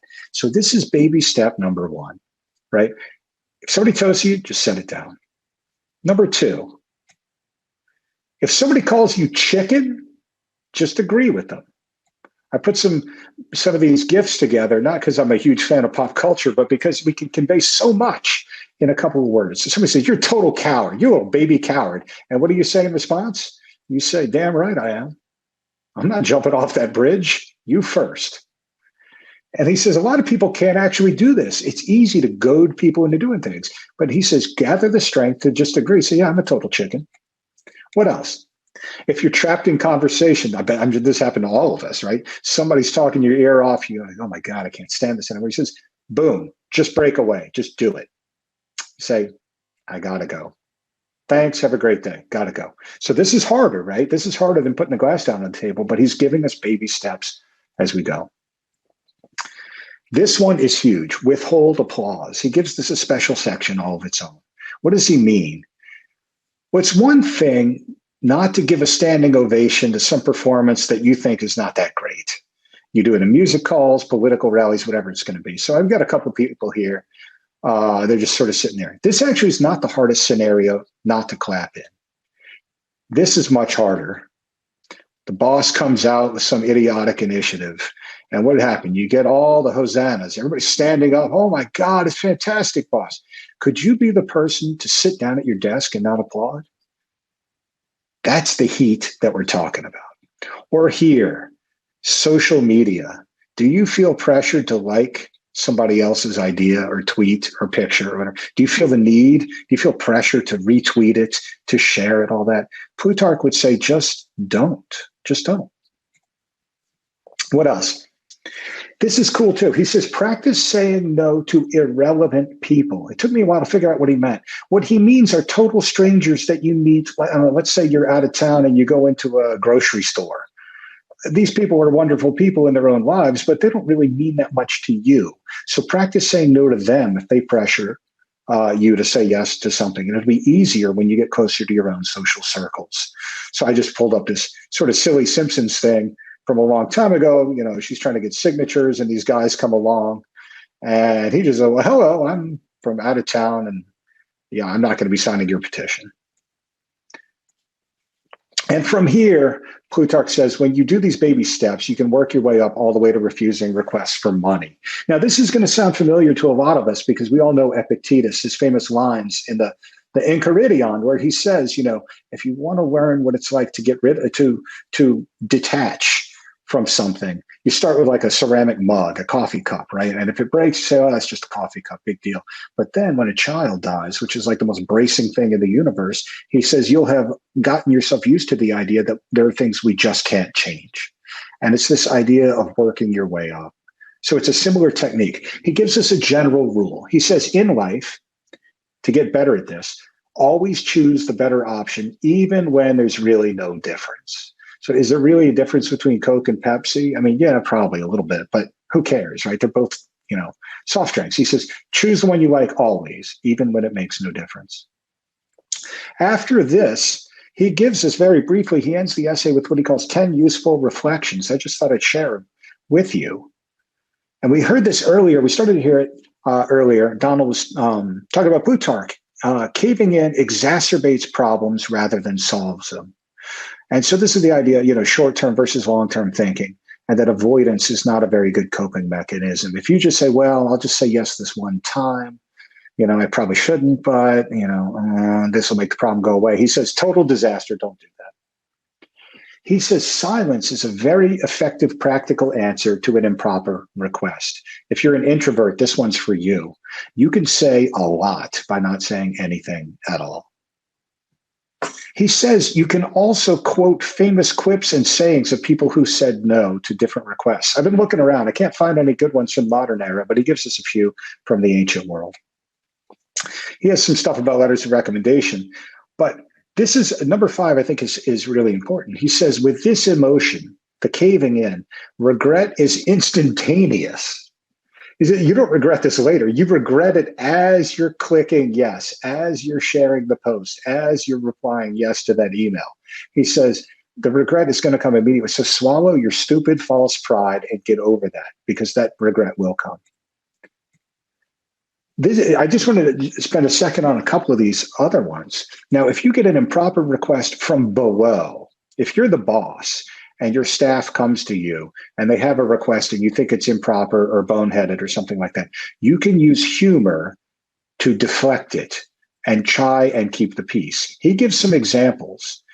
For example, Plutarch says this. A young man, once upon a time, a young man was the son of a distinguished military officer. But the kid was a sort of a sissy himself. He came up to King Antigonus, the one-eyed, and he asked for a promotion in the military. And Antigonus told him, around here, kid, we recognize attitude, not dad-attitude. And there's a pun in the Greek, but he's making a profound point. He said, I don't really care who your dad is, my friend. It's all about attitude. You get out there and you distinguish yourself, and fine, you'll get that promotion. So the joke eases the tension. Now, that's when you're the boss. What if you're not the boss? What if you're asking the boss for something? Now, here he says you can appeal to the boss's honor to decline a request from above. If the boss asks you something totally inappropriate, in other words, he's saying you could guilt trip the more powerful person. This is hugely effective. You could say things like this: I'm surprised you feel comfortable asking me that. Now, that phrase will send a chill through the marrow of just about everybody, especially in the workplace, because they assume a call from HR is coming any second now. So things like that, though, really make it clear you're not going to be bullied. You can say things like this. I just pulled this. He says, please don't do that. Just a simple phrase. Please don't ask that of me. And the other person immediately feels sort of shy and usually retracts the request. And very briefly, he says, if you want to know what true resistance to pressure looks like, look at somebody who's addicted to alcohol or drugs or something like that. He said, that's true stubbornness. You cannot peel these people away from their commitment. So that's a little more controversial, but it's an interesting point. He says, you should welcome criticism from bullies. If you're doing the right thing, he said, it doesn't matter at all. You're going to get criticized if you're a leader, no matter what. So you might as well welcome the criticism from bullies, because these people are inappropriate with their criticism anyway. So just steel yourself and say, all right, okay, you got a problem. Let's talk about it. And the last one, he says, and he sort of emphasizes this point, he says that our conscious memory is the best antidote to caving in the future. This is the point of the resilience. He says, and this is the end of the essay here, he says the same techniques that work for all emotions work especially well. This works for pushovers. Namely, when dystopia compels people to go against their better judgment and they get overwhelmed, they should remember that feeling. Really remember that horrible feeling of caving in. You should make mental notes of the remorse and the regret. And you should keep and revisit those mental notes for a long time. He says, you see, if travelers remember when they trip over a cobblestone, or sailors when they wreck off of some headland, those travelers and sailors, they become wary going forward in the future. He says they not only protect themselves against the specific hazards, but similar ones too. If you trip on a cobblestone out of time, if you're walking around Italy, you trip on a cobblestone, you're going to be looking at all those cobblestones, right? So he says, in the same way, Plutarch says, you should dwell on the shame and the harm that caving in causes, and dwell on the remorse and the regret. And last sentence, he says, if you do that, you'll resist it in your own similar cases, and you won't let yourself knuckle under so easy again. So there's our resilience. I thought this was interesting, a couple of seconds here to finish up. In the Renaissance, a famous scholar named Erasmus in the early 16th century translated this essay from Greek into Latin, and from there it kind of went viral. And he has a note in the beginning of his translation. He says, I translated this essay of Plutarch's eagerly because as I reflect on my own life, I find that dystopia is responsible for more of the mistakes I've made than anything else.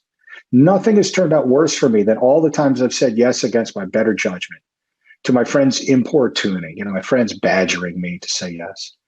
There's one other. There was an essay that came out in Moscow in 1777. I thought this was kind of cool, and the editor adds in the beginning, the thoughts in this essay are so important, excellent, and utterly conducive to living life wisely and harmoniously that no one can come away from it without his wisdom or prudence enhanced.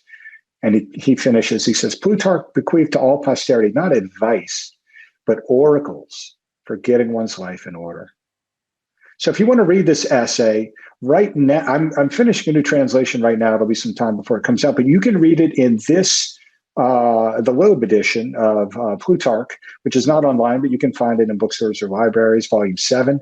It has the sort of not great title on compliancy, this idea that you comply with any request. And so you can read it there for now. Thank you very much. I'm going to stop my sharing and finish up. Thank you. Well, thank you so much, Mike. And, it's one of the things that I love that I do with Classical Wisdom, but also with the Plato's Academy Center, is to show how this ancient wisdom is so relatable and important now. And I mean, many points I was like taking notes. I was thinking, this is really useful. And I can see in the comments that there's something extra valuable in knowing that this wisdom has been true and tested for thousands of years. So thank you so much for sharing that with us today. Now we're going to be taking a short 5-minute break. In the past, we've continued on and we've chatted, and then people didn't take a break, and then afterwards, they didn't get their snack, they didn't stretch. So Tanner is going to kindly put on a 5-minute little, what's the word? Like alarm, countdown timer. Thank you. Yes, words. They're really useful to have from time to time. And in the meantime, everyone, please stretch a bit, relax, and we'll be back on the hour to continue with our philosophy and resilience.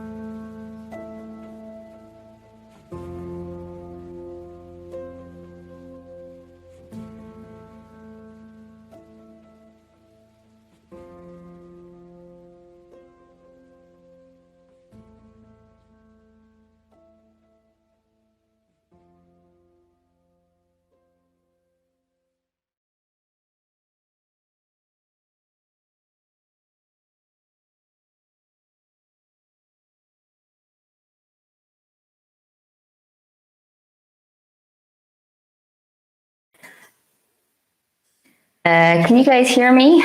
I can't. I'm going to maybe check to, yes, okay, great.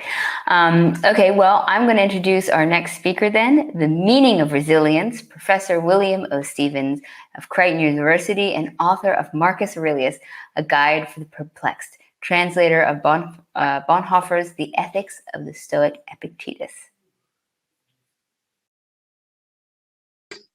Professor Emeritus of Philosophy at Creighton University, and a very happy participant in this virtual conference on philosophy and resilience. I wanted to thank the organizers for inviting me to participate, and I hope I can offer a few thoughts that will be of use to those of you whose attention I enjoy right now. Thank you for listening and watching. The meaning of resilience is the topic of my presentation, my talk. What does resilience mean? Well, one way to dig into this concept is to explore its origin. Since my training in the history of Western philosophy is primarily in ancient Greek philosophy, that is a natural place for me to begin. If we look to the ancient Greeks, however, what we find is that the word resilience does not have an exact match in the ancient Greek language. There are words for perseverance like karteria, liparia, and macrothumia. But though perseverance is arguably a close cousin of resilience, it is not an exact match. The Greek word eukarya combines tolerance of or indifference to evil, danger, or hardship with the sense of ease, agreeableness, or comfort, and dexterity or skill. Perhaps the ancient Greeks would consider resilience a form of andreia, which literally means manliness, and as the characteristic virtue of a man, this is what we translate as courage. Andreia is manly courage or bravery. But this term, Andreia, was conventionally applied in a militaristic context. The virtue of a warrior in battle is the paradigm example of Andreia. As such, this concept diverges from the central meaning of resilience. A soldier who is killed in battle, fighting to the end for his side, however noble, could indeed be described as having died courageously. But for a person to be resilient seems to require getting past a threat or setback, not being stopped by it. A soldier could very well bravely sacrifice her own life to save another, but that selfless act, though above and beyond the call of duty, that is, though it is supererogatory, as we in ethics like to call it, it doesn't capture the core sense of resilience that we're investigating. Another angle that can shed light on the meaning of resilience is to look at a term used to describe an ancient Greek hero who was renowned for bouncing back from adversity. Here I refer to the wily Odysseus in Homer's Odyssey. The term used to describe Odysseus in this epic work is holutropos, which means literally many turnings. The sense conveyed with this rich term is that Odysseus excelled in a certain kind of guile. Specifically, his brand of guile enabled him to adapt to any turn of events by figuring out the means to survive and prevail. In other words, Odysseus was adept at assessing his circumstances, analyzing the problems he faced, and devising strategies to overcome the obstacles confronting him. Odysseus rolled with the many punches thrown at him. The flexibility of his clever responses to threats empowered him to endure. He was able to twist and turn in his words and his actions, dancing out of harm's way. He was the hero of many turnings, of many devices or ploys, of many tricks, kind of trickster. Semantically, resilience is close to resourcefulness, therefore, as exemplified by Odysseus. Now, if we turn to Latin, we have the Latin word molitia, and it can mean something like resilience in the sense of pliability or plasticity, but molitia can also mean mellowness or even softness.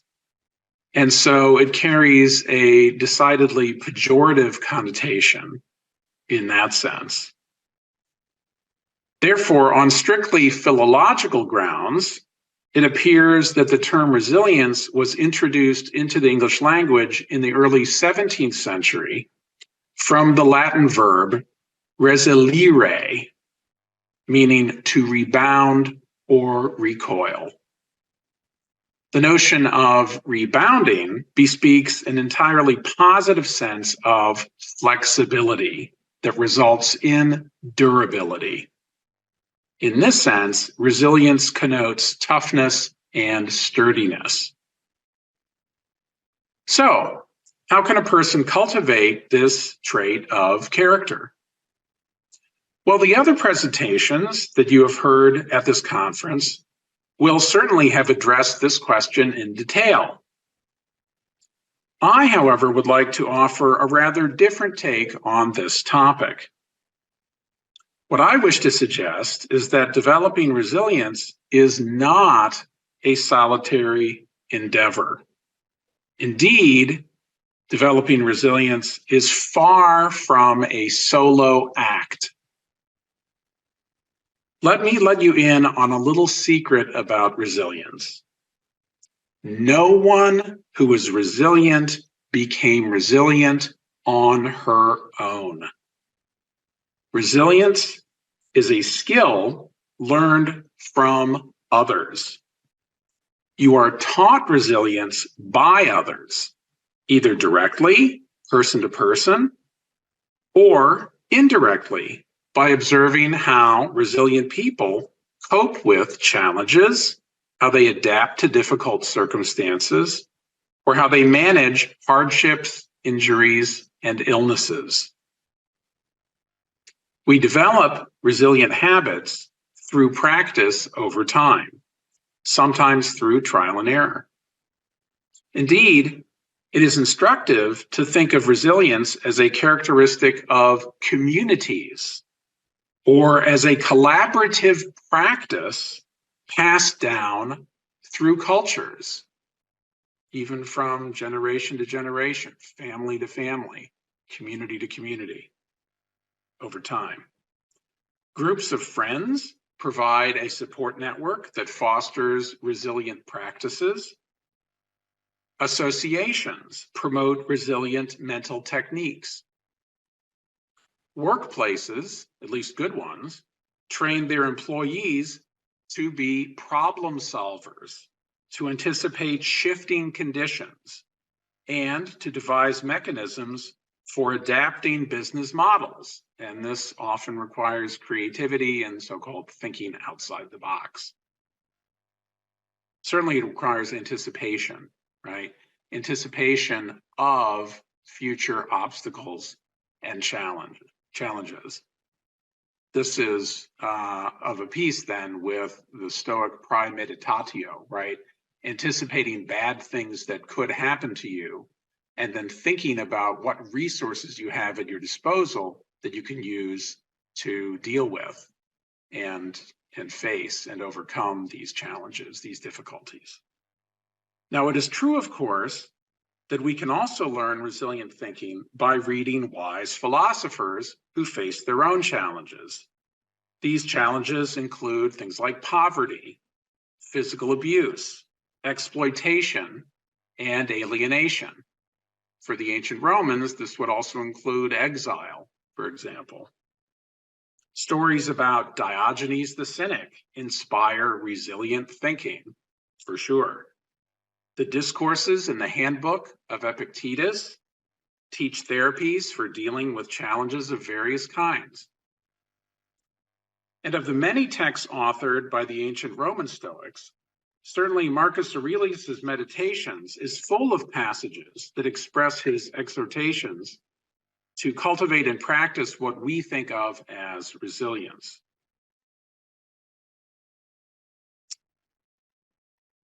Consider the following two excerpts from the Stoic Emperor. Marcus writes, "If your well-being matters to you, be your own savior while you can." This is Meditations, Book 3, Chapter 14. So here, clearly, he's giving himself a kind of kick in his own shorts, right? Urging himself to be his own savior in dealing with these challenges that he faces. This kind of stern, self-help oriented bootstrapping is pretty typical in the Meditations. Marcus prods himself to be the solution to his own problems, in effect. Elsewhere he writes, "True good fortune is what you make for yourself. Good fortune results from good character, good intentions, good actions." This is Meditations, Book 5, Chapter 37. Well, this is admirable stuff, and the Meditations is full of it, right? To be sure, this is inspiring stuff to read, although Marcus never wrote it for us to read, right? These are his own private reflections. He never intended the Meditations for publication, as far as we can tell. So we can be inspired by this, and we can admire Marcus's demeanor, his posture that he's taking in these sorts of texts in the Meditations.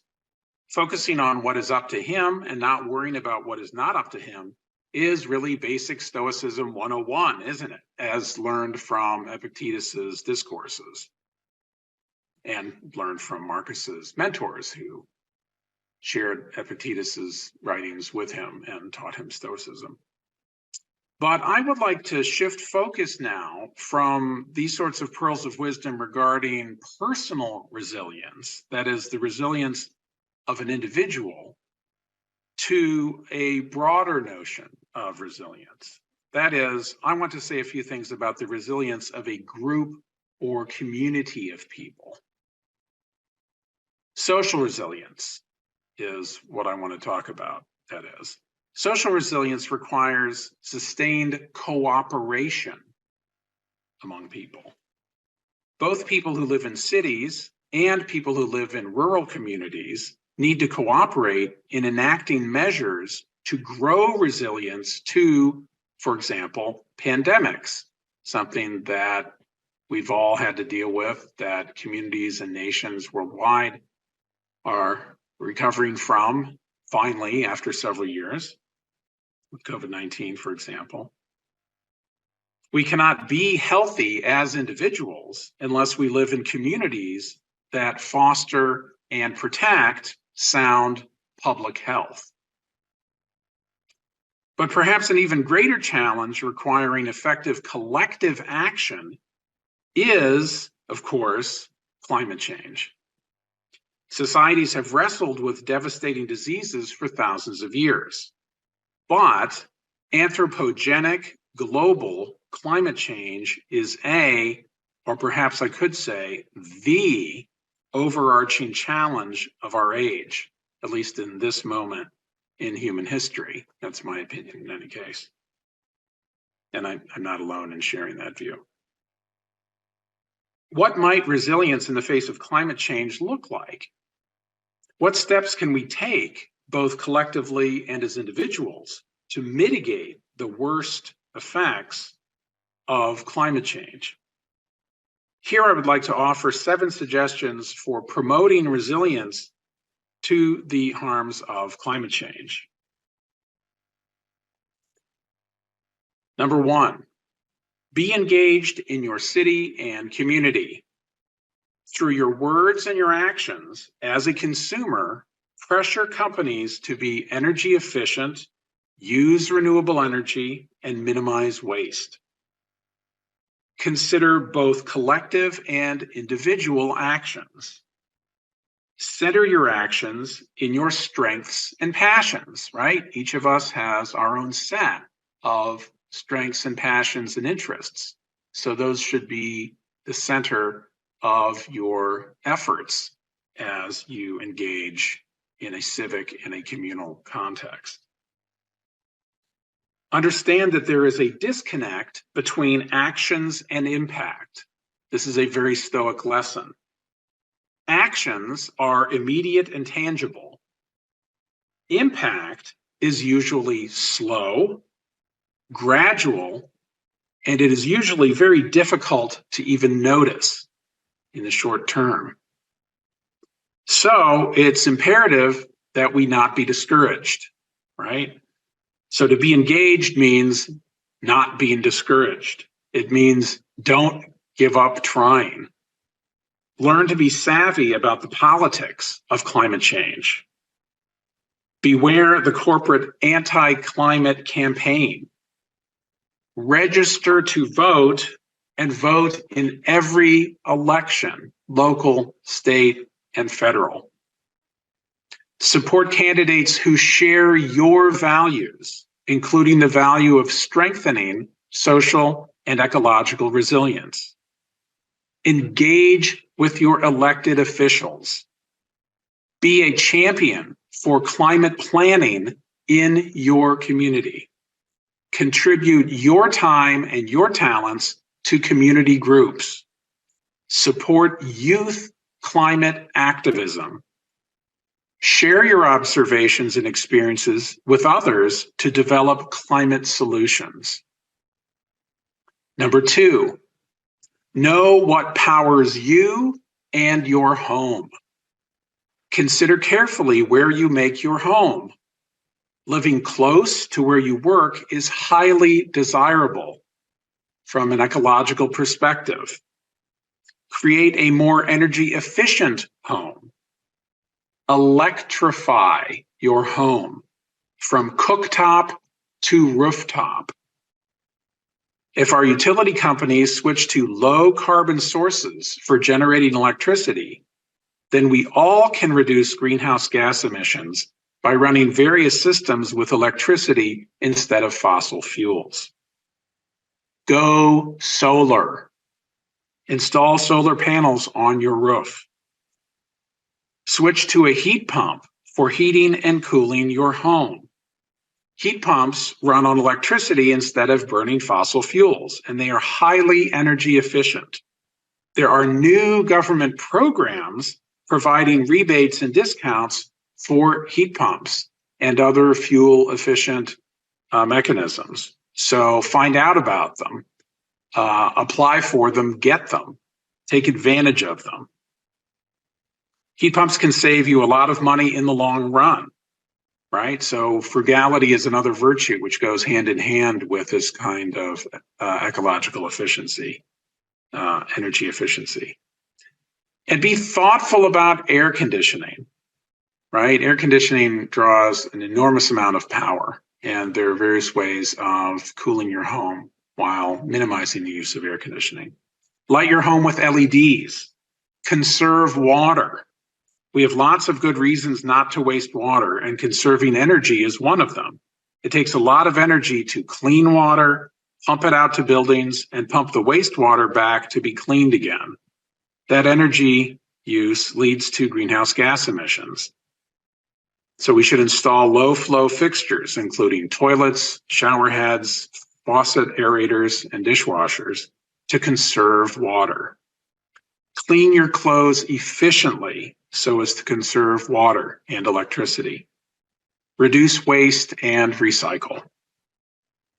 Number 3, practice climate-friendly gardening. Stop using gasoline-powered power tools. Eliminate the use of synthetic fertilizers. They can lead to emissions of nitrous oxide, a powerful greenhouse gas. Buy locally grown plants and garden products to minimize transportation emissions. Plant trees that shade your house to reduce your air conditioning use. Grow plants that won't need you to water them much or at all. Use cover crops over the winter to keep carbon in the soil. Quit mowing your boring, water-guzzling grass yard and transform it into a meadow containing a variety of locally native plants that never need to be mowed. Number 4, commute and travel mindfully. Resist resorting to driving alone in a gasoline-powered car. Find alternatives to work-related travel. Telecommute when possible. Consider carpooling and ride shares. If you must drive, buy and drive an electric car. There are many more electric car options being manufactured today than there were even 5 years ago. In addition to avoiding emissions, you'll be using a vehicle that is much more energy efficient. According to the US Department of Energy, at least 77% of the energy used by an electric car goes into power at the wheels, whereas only 12 to 30% of the energy used by a gasoline-powered car goes into power at the wheels. You can strategize about how to drive less. Walk or bicycle as much as you can. If you live close to work, then bicycling can really be an option for you, or even walking. And of course, you can use shared transportation, either public or private. When it comes to airplanes, fly less. When you do fly, fly economy. Travel has tremendous benefits, but we can be thoughtful about our air travel and try to minimize it by participating in teleconferences like this one. So good for you. When you go on vacation, do it closer to home. When you vacation, seek out eco-friendly accommodations and reduce trash when you travel. Number 5. This is a big one. Eat plant-based foods and pass on the meat. The production of meat requires huge amounts of gasoline, water, and other agricultural resources. Meat extracts a very heavy toll on the animals themselves and on the human workers who work in the meat industry, the meat and dairy industries. At the same time, the meat industrial complex greatly worsens soil erosion, it contributes to deforestation, and it contributes to depletion of freshwater resources. Concentrated animal feeding operations are a huge source of several greenhouse gases, carbon dioxide, nitrous oxide, and very much methane. And these greenhouse gases cause climate change. So, changing your diet by eating mostly plants and plant-based foods greatly contributes to ecological resiliency. Also, cut down on your food waste. Learn how to compost. Shop for your meals mindfully. Do some research beyond the takeout menu. Thoughtfully opt for meat alternatives. Switch to non-dairy alternatives. There are plenty of them available. Strive to eat locally. Enjoy your chocolate responsibly. Chocolate has a serious environmental impact. You should also imbibe with the climate in mind when it comes to alcohol. And you should get to know your favorite coffee, where and how it was produced and by whom, under what kind of work conditions, and how it's distributed. Number 6, reduce consumption through communal sharing. Save your money and help the environment by rejecting fast fashion. If you have a baby, weigh your diaper options carefully. Ditch bottled water. Cut down on the plastic you buy and use. Avoid microplastics. Be more thoughtful when making online purchases. Opt for slower, less expensive shipping. Keep your devices and clothing longer and dispose of them properly. Try to shop in a way that truly reflects your values. Don't be fooled by greenwashing. Protect yourself and your community from extreme heat, and protect the quality of your air and that of your neighbors. Number 7, finally, educate yourself, your family, and your community. Act on behalf of children and future generations. Excuse me. Our failure to affect social and ecological resilience will harm those who come after us. Seek climate solutions for schools. Teach climate change in the classroom. Talk with your kids about climate change, why it matters so much, and what we can do to cope with it. Be a savvy consumer of climate information.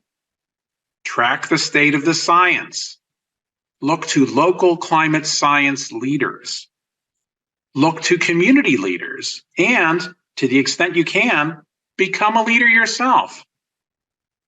Talk about climate issues with friends and family, and do it often. Use social media to build a social and ecological resilience network. And be sure to celebrate success and express gratitude. Excuse me. So those are 7 suggestions for building social ecological resilience. Failure, heartache, and grief condition us to learn techniques for becoming resilient. Resilience does not require of us that we never shed a tear when we suffer.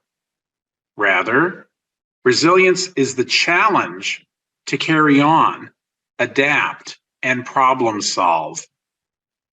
It spurs us to find the resources that we can use to figure out how to prevail despite hostile circumstances. Resilience can be described as a capacity to persist, adapt, or transform in the face of change in a way that maintains the basic identity of a system. In the case of social and ecological resilience, the goal is to enable long-term human survival and well-being as part of the biosphere. So this concept is closely linked to sustainability. My conclusion is this. Resilience is not just a personal challenge. It is a communal, collective challenge for all of us together. No person is an island. We all rely on each other in 100 different ways throughout our lives. Resilience must be our shared social, economic, and ecological goal. We cannot be resilient if the forces that attack democracy, that undermine working toward the collective good, and that scuttle sustainability are allowed to trample us. Resilience is something we must learn from each other and build together if we are to become members of a resilient society co-inhabiting a healthy, sustainable biosphere for the long run. Thank you. Thank you very much, William. We have a very different panel coming up next. So I would like to introduce, we're here to discuss ancient philosophy and modern day resilience and the relationship between resilience and psychotherapy. So joining us on our panel is the former Royal Marines Commando and author of Think Like a Marine, Anticipate, Adapt, Achieve, Mark Hardy. We also have the veteran and host of the Acta Non Verba podcast and author of The Gift of Adversity, Overcoming Paralysis and Pain to Find Purpose, Marcus Aurelius Anderson, certainly the person who wins the Best Name Award for this event. And our final, the author of Achieve Your Potential and Positive Psychology and 365 Ways to Be More Stoic, Tim LeBon. And finally, our own Plato's Academy Center lead director and author, How to Think Like a Roman Emperor, Donald Robertson. I want to thank all three of you for joining me today and for joining this event to discuss what is emotional resilience. And let's start off. What is emotional resilience? Hold on one second. This is a very busy panel, so I would ask those participating in it, down at the bottom, you have a key to mute your mic. If you're not speaking, mute your mic so we can avoid crossover and such. It'll keep it a little bit more organized. Perfect. Thank you so much, Tanner. So let us begin. Do we find similar concepts in ancient philosophy? Maybe Donald, you can start us off. I could start. That, I think, is a very, very interesting question. Many people don't think there's anything like psychotherapy in ancient philosophy. They're completely and utterly wrong about that, because there definitely is. The medical model is quite prominent in classical philosophy. They talk about therapia of the psyche, like they virtually use the word psychotherapy. They don't, as Michael Fontaine said, have a word that really neatly corresponds to resilience. So we could pick several. One of the ones that I would pick is this word apatheia, which is used in the Stoic literature in particular, which you could literally translate as freedom from pathological emotions. It more or less describes the goal of therapy, but the Stoics take a preventative approach to it. They want us to train in advance, as I was saying earlier in relation to Plutarch, so that we manage to maintain our freedom from pathological emotions. And that's contrasted with the goal of ataraxia in Epicureanism, which is about completely avoiding any kind of upset at all. So the Stoics think it's okay to experience stress and pain and discomfort. What matters is how we cope with it, that we don't exacerbate it or amplify it. And to me, that's pretty close to what we mean by resilience today. And what is the relationship between resilience and psychotherapy? And maybe we can turn this to Tim LeBon. I want to make sure I get all of you guys, and we don't have much time for our panel. So we'll keep it speedy. Thank you, Anya. So I'm a psychotherapist. I work in the NHS in the UK, and people don't generally come to be resilient to psychotherapy. They normally come to psychotherapy because they've got a live problem. Yeah, so they might have obsessive compulsive disorder, they might have PTSD, they might be depressed. So resilience is actually what people need to make them less likely to have one of those problems. So as a psychotherapist, certainly when someone's got an acute problem, we're trying to help them get over the problem. Then towards the end of therapy, when we do something called blueprinting, we might think about how can you actually not suffer so much again. And that's where we might start to get more into resilience. And what can we do with regards to how it can how can ancient philosophy help us become more resilient? Like, what principles from ancient philosophy can help us achieve this specifically? Is that for me? Yeah, go ahead. Yeah.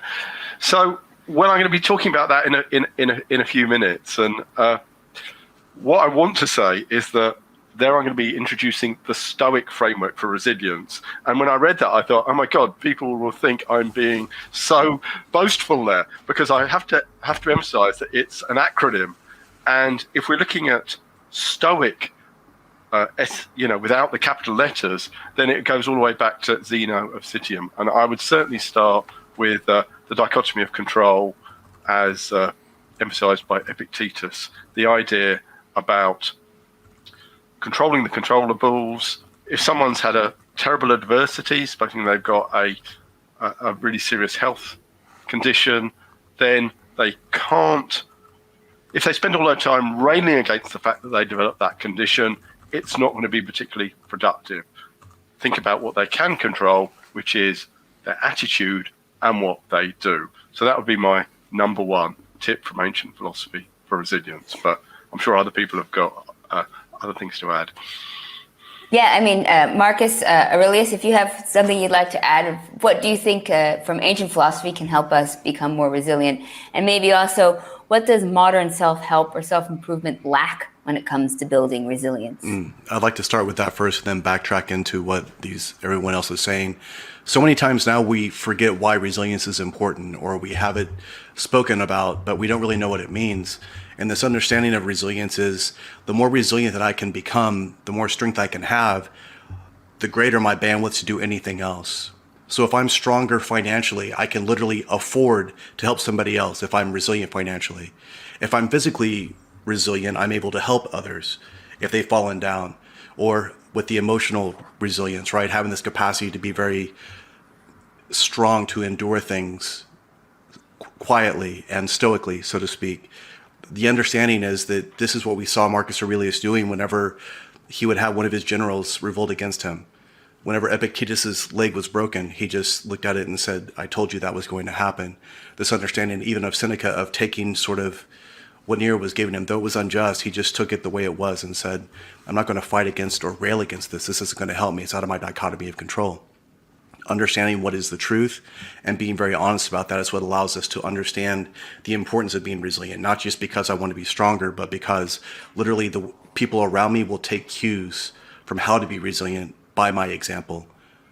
So if I choose to see it as that it allows me to endeavor to be worthy of that every day.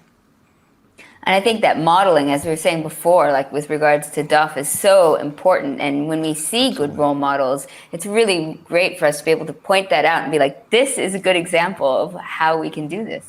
It is. Every time we face adversity, in my opinion, it's an opportunity for us to demonstrate to others how to respond to it, as opposed to just reacting to it. And usually the answer that we seek is found in that adversity. So building the resilience to dive deep into that hardship is where you will find the most important information about you, especially in your situation at that moment in your life. Now, regarding situations, and this is to you, Marcus, as well as to you, Mark, what can we learn about resilience from military training? Go ahead, Mark. Yeah, it's interesting. I think Michael Fontaine said earlier that people have this idea that military training is one end. You go in and it's the hard end. So all the TV shows you see are the special forces things and everything else. And everyone thinks, wow, I could never do that. But actually, if you go through military training, you start with very basic, simple things. Just keep your shoes clean and keep your underwear clean and wash yourself. And that's hard for most people because they're not doing it. So it's very, very baby. It's baby steps at the start. And we just, for the first 12 weeks, it feels terrible. But actually, it's very, very simple stuff. But if people can get through that 12 weeks, then we can start to load them up with harder and harder things. And they'll do things in 30 weeks that they could never imagine doing in week one. So the idea of baby steps is really important. I think, did the ancient Greeks have any idea of resilience? Well, they were surrounded by enemies and they were trying to start civilization and grow. So yeah, they did. And it was hard. So life was hard back then. They might not have had the word for it, but life was hard. So they had to think, they had to develop, and we've protected what they wrote down as much as we could. It's got through the Dark Ages in Europe. It's got through all kinds of things. This knowledge has been protected for thousands of years. So I think it's really important to remember that. But I don't think basic military training is that different now in terms of building resilience than it was 5,000 years ago. You start with a small step forward, and then with a good instructor and a good teacher and good example, anyone can become a soldier. The challenge is when a bad instructor gets in there and the training becomes brutal rather than developmental and learning. So abusive supervision, for example, is when anyone, even today, abusive supervision in a relationship, abusive power dynamics in a relationship is why people end up in therapy. So I think the baby steps is really important. And then if you trust your teacher, then you submit to the training. And there's a challenge there too. If you trust your therapist, you submit to the therapy. And that submission is a really important thing in building resilience, because you're trusting that this person will help you get stronger. And to tag onto that, I believe that resilience bleeds into everything else. As soldiers, as warriors, our idea is to win the battle and to come home safely. But where people forget about this is we still have to have that same intention when we get home. Because if I have this resilience physically in combat, but yet I cannot still engage that when I'm in conversation, or still be vulnerable enough to have a conversation, why in the hell was I fighting so hard to not be able to enjoy peace when I'm home? I'd echo that. Sorry, Anya, I think that's really important. The idea of resilience is the robust resilience, the ability to endure, to go and do the hard work, to go overseas and do the fight and be in the fight. The rebound resilience is the ability to come home. And Jonathan Shea talks about this with his books, Achilles in Vietnam, Odysseus in America, about the coming home is the bit that we struggle with. The coming home to our families and recovering and resetting and doing all those things is a bit where that needs work. And Jonathan Shea's point was the three components that really matter in this are social cohesion in the military, social cohesion, building those bonds that unite, competent ethical leadership, not perfect leadership, just competent, just C grade, but ethical, so you can trust them, and demanding realistic training. So you don't get resilience from comfort, you get resilience from adversity, you get resilience from challenge. You can't get it on the sofa. And Donald, would you be able to add on to ways that people can maybe benefit from that level of resilience without being able to go to the military? What lessons can they get from the couch, ironically? Well, first I want to say very briefly that there are reviews of the scientific research on resilience, and that area of research is still very much in its infancy, but some of the factors that we know contribute to resiliency are having a good social support network, having attitudes of high self-efficacy, which is similar to self-confidence, and high self-esteem, and in terms of behavioural skills, having good problem-solving skills, social skills, and emotional self-regulation skills. So those are the things that researchers would say contribute. We mentioned earlier self-improvement. The internet's awash with self-improvement advice. If you look at it closely, it omits a lot of those factors that actually contribute to resilience, particularly in terms of social skills and building a social support network. So I think ways that people can actually take advice from therapy and stoicism and research and resilience building are, first, the one way of building your social support network is by working on your social skills. And one way that you can do that is by addressing emotions, using emotional self-regulation to deal with emotions that inhibit social skills or interfere with your social support network, such as anger. And that's one of the reasons why I'm particularly interested in addressing anger. I think it's something that's often neglected. The Stoics thought it was one of the most important emotions to deal with, and it's one that has the most obvious effect on our social or interpersonal relationships, but also has a subtle effect, I think, on our resilience. And I'd also mention Tim could perhaps add some comments about what the research says in relation to the Stoicism courses that we've been running. For example, one of the ways that we might begin to identify skills that contribute to resilience long term would be by doing follow-up studies. And that's something that we haven't done a lot of, but we've got a little bit of follow-up data. I wonder if Tim can maybe kind of tell us a little bit about what the research says on Stoicism that might be relevant here. Yeah. So I'm Director of Research for Modern Stoicism, and for over 10 years we've been running Stoic Weeks every year where we give people a week's worth of Stoicism to work at. We give them questionnaires at the beginning, we give them questionnaires at the end, and we can measure their degree of Stoicism at the beginning and end and see how correlated it is with other measures of well-being, and also see how this changes over the week. And generally, the results that we found is that well-being, however you measure it, goes up for most people if they've engaged with the course over a week. Now, back in 2020, we did it's actually Donald and I ran a 1-month course called SMRT, where we were looking at the effect on resilience. And so we measured their resilience at the beginning and the end, and we found that the resilience increased significantly at the end of the month. And we also found a humongously big correlation between Stoicism as we measured it and between a popular measure of resilience. And that was one where we also did a follow-up and found that the results largely persisted after a month. So I think we can say that Stoicism increases resilience.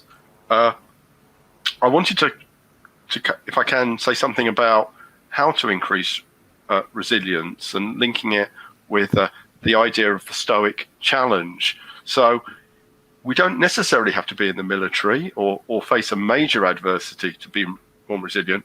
We can do it at the supermarket. We can do it when we're waiting in line. We can do it where we can't find a place to park.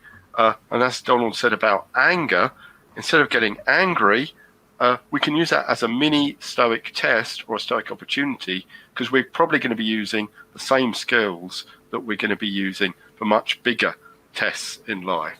So that's a great way to develop resilience, to look at every day as an opportunity to build your resilience muscle, if you like. I think that's really important messages. And I know, Tim, we've got you on, and in just a few minutes, I want to ask one very, very quick last question to Marcus and to Mark, because both of you mentioned that, you have to have this resilience, but you have to submit to somebody, to a trainer or to a therapist. What do you do if they're not somebody you should submit to? Well, back to what we were just saying, this is still all an opportunity to exercise this ability to have resilience. The way you conduct yourself in the face of adversity is an indication of how you would do everything else in your life. So that resilience will serve you no matter where you are. Again, understanding what's the important end goal of this. So even if this is a person that I may not respect or a person I don't feel that I should submit to, in the grand scheme of things, if I'm trying to get to this thing, if I'm trying to accomplish this mission, if I'm doing this for my men, then I can suspend and detach and allow this person who may not really be somebody that I should listen to or respect, I can still do what I need to do to make sure that we get home, to make sure that we do the job that we're supposed to be doing here. Because when we're in combat, the mission is everything, and if we're misaligned anywhere, it's going to make everything else fall apart. Adversity either binds us or it rips us apart, and we have to fight the right battles at that time. So understanding that this is a small battle that I'm succumbing to so that I can actually get where we need to go, that's the way that we have to do it. At least that's been my experience. Mark, what do you think? Yeah, it's really interesting. I think with an instructor or a teacher or a leader, especially in the military, you have to, the foundation of everything is trust. You've got to trust them. And that trust comes from their behavior and their demonstration of the right way to do things. That doesn't matter whether it's their fitness or how they treat other people. But when it comes to, I talked about when it comes to them, and Mike Fontaine talked about earlier, that when it comes to something that will cause you shame, when it comes to something that will cause you to have guilt, to leave the service carrying shame and guilt, so that is something you will carry because of something you've been told to do, especially when you trusted someone, then that's when we got it wrong. So that's when I would say submit, but check, trust, but verify, or whatever you want to do it. But when you have a good instructor, when you have a good trainer, whether it's a personal trainer, a boxing coach, and this is back to ancient Greece as well. When you go to the porch to receive your philosophy training, when you trust that person, you submit to what they say. When you trust your therapist, you submit to what they say. There are opportunities for those people to harm and cause you to do things, but that's a breach of trust. So I would say trust, but just pay attention. At the end of the day, it's internal. You've got to be guided by your internal feelings, not by the external, not by the outside in. So that's a real challenge, but every problem of a veteran leaving the service frequently comes back to shame and guilt from something they did or something they followed or an order they did that they felt was right at the time or they felt was wrong at the time, but they did it because they were told to. So this is the bit of going, there's nothing worse. I think James Stockdale said he could live with a damaged leg, but living with shame and guilt would be far harder for anybody. And I think the therapist would probably agree that, a lot of the cases they deal with, and I raise my hand, I'm seeing a therapist at the moment, not for any shame and guilt things, but there's stuff I'm carrying that I need some external help for. So I'll go and get some external help. Well, thank you so much. It's excellent advice, and to live according to the eternal and to get help when we need to get that. I want to say thank you so much to Mark Hardy, Marcus Aurelius Anderson, Tim LeBon, and Donald Robertson. It was very fascinating, and we're going to move on now to our final keynote discussion, Introducing the Stoic Framework to Help You Become More Resilient by Tim LeBon. So thank you again to our excellent panelists, really interesting insights, and everyone please stick around for our final keynote presentation. So I'm so honoured to be here today. Thank you, Plato's Academy, for giving me the opportunity to introduce the Stoic framework for resilience, which we'll come to later, and really thinking about why Stoicism could be even better than CBT at building resilience. So bear that question in mind. We're going to start off with the question, what is resilience? We've heard a lot about that today. And all I want to do is add to the idea that it's the ability to bounce back from adversity, the point that the APA make, which is that it's adapting well to all kinds of adversities, ranging from serious trauma to significant sources of stress. And so I think it's helpful to think of there being almost two types of resilience. The type of resilience we need when we have a major adversity, like a serious illness, a divorce, or in James Stockdale's case, being taken prisoner, and the everyday kind of stress we have, such as with transport, the internet, which we've seen today, with people, because that is Basil Fawlty, who I think of as a kind of anti-hero when it comes to resilience. He is not a good role model. But by learning how to not be like Basil Fawlty in kind of everyday situations, I believe we can learn the skills which will help us both in those everyday situations and in much more serious kinds of adversity. So it's always a good idea to look at the evidence and to see what the evidence says about how to increase resilience. And systematic review says that CBT and mindfulness are the gold standard, if you like, for this. They're what everything else needs to compare themselves against. But I'd like to draw your attention to this figure here, which says, this statement, it says that a meta-analysis found a moderate positive effect. What does that say? It says it's not a strong effect. It means there might be something, could be Stoicism, that does even better. So I'm going to spend a little bit of time talking about CBT for resilience, because I'm a cognitive behavioral therapist. I'm a strong advocate of cognitive behavioral therapy. And I must make it clear that I'm not saying that Stoicism is better than CBT, not for everything. And as Mark just shared, if you've got a disorder, then go to a CBT therapist. So, for instance, PTSD, obsessive compulsive disorder, those are psychiatric disorders. And what CBT has done, particularly that guy there, Aaron T. Beck, started a type of CBT therapy which looks at specific disorders and tries to work out the map for them, what it is about them that means life isn't going very well for them. There's a map, there's a protocol, there's a treatment plan. Sorry Yes. to interrupt very quickly. I think if your slides aren't forwarding, are you progressing through them, or do you have just one slide? Yes, I'm trying to. Now they're coming see? up. Sorry Yes. about that. So what you might have missed is that slide. What is resilience? Did you see that?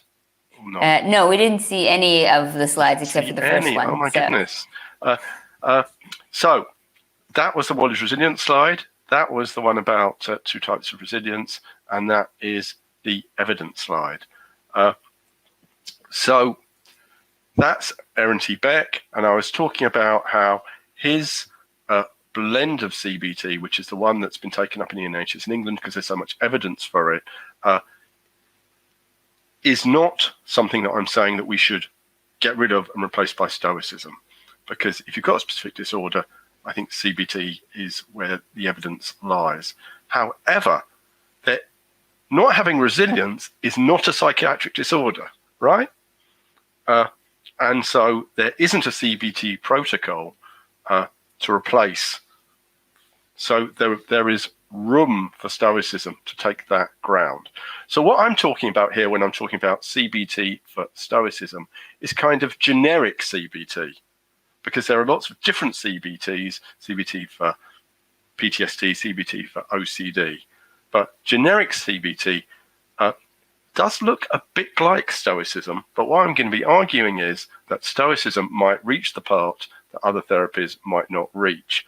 So you probably already know that CBT started from Stoicism, or more accurate to say that Beck and Ellis, Albert Ellis, read the Stoics, and they were particularly impressed by Epictetus's wise words: people are disturbed not by things, but by the views which they take of things. They translated that to change how you think, and you can change how you feel. Now, let's pause for a second and think how that links with resilience. So remember, resilience is where life throws an adversity at us. Now, what is this statement by Epictetus saying? It's saying that the adversity itself won't affect us unless we have certain views about that adversity. So there's all this room for empowerment, for freedom from emotional disturbance, if we change the way we think. And that's what got CBT going. Now, CBT researchers and therapists have been trying to find user-friendly ways to present this that works with the general population through self-help books and through therapy work. And one of the most helpful things they've done, I think, is to categorize various, what they call thinking traps. They used to call them cognitive distortions, but thinking traps seems a bit more friendly, doesn't it? And these are some of the most common: jumping to conclusions, which is where you go beyond the evidence; extreme thinking, where you think something is, for instance, someone's either completely for you or completely against you; and catastrophizing. It's a disaster. I mentioned Basil Fawlty earlier. Those of you who are old enough to remember the great sitcom Fawlty Towers might remember the episode where, a particular episode where he's got a gala night in the hotel that he runs, and the chef has gone off sick, and so Basil decides to get all the food from a local French restaurant. Great plan, except his trusty Austin 1100 breaks down. Now, that is an adversity of perhaps medium proportions. Basil, who is not very resilient, completely loses it, to the point where he ends up thrashing his car and calling it all kinds of names. Clearly, Basil was engaging in extreme thinking. It was not the car's fault. And catastrophizing. Okay, it was embarrassing not to have the food on time, but not a complete disaster, and he wouldn't be ruined. So CBT could have helped Basil, I think, although he would have been quite a challenge for any CBT therapist. So come back to CBT and resilience. You teach them thinking traps, and you might get them to do a kind of log in a week where they jot down examples where they've reacted disproportionately to a situation, what their thoughts were, and what thinking traps there were. Now, what you're really after is for change in real time. And various ways of doing this, but the one that I use these days is called STOP, which is an acronym. STOP, take some breaths, observe your thoughts and what's going on in your body and your emotions. Pull back, gain perspective, practice what works. Now, you'll notice a few things about those. At this stage, we're using our thinking traps and trying to come to a more balanced view. But we've also, at the early stages, incorporating elements of mindfulness into CBT. You've got to notice what's going on. You've got to notice that you're disturbed. You've got to be aware of your thoughts. And also some problem solving. So some people would misrepresent CBT as positive thinking. CBT is not positive thinking, it's realistic thinking. And so you might well end up, when you've got your balanced view, with some problems to solve. And then in the final stage of STOP, you think about what you need to do about them. And in naughty cases, you might need to do some problem solving using, for instance, a 5-step procedure. In Basil's case, actually, it wasn't so complicated. And if only he hadn't been catastrophizing and got into such a fight-flight state of mind, he would probably have worked out that all he needed to do was get a taxi to drop him off at the restaurant and the hotel and arrange for his car to be collected. So, what are we saying? We're saying that CBT provides, generic CBT provides a pretty good framework and tools for helping us be resilient. Or does it? Let's look at 2 other cases. John being stuck in one of Britain's deepest caves. Now, you don't have to hear my version of this. You can hear John himself, I hope, cue Tanner to play the first part of John's story. Shall I stop sharing? So for context for this story, I try to practice Stoicism every day, but this is certainly one of those days where it proved a lot more helpful to me than others. As context, I was 24, and me and a close friend and caving partner had decided to go and descend Titan, which is the UK's deepest caving shaft in the Peak District. And it's a fantastic day trip.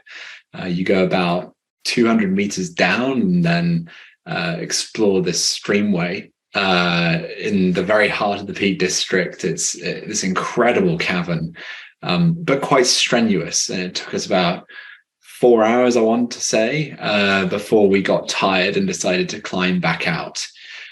But when climbing vertically up the rope again, I had found that very close to the entrance, but about 50 meters below it, another party and a particular individual actually had accidentally pulled my rope up with them, which unfortunately left me and my partner stranded within view of daylight, but at the bottom of a 50-meter shaft.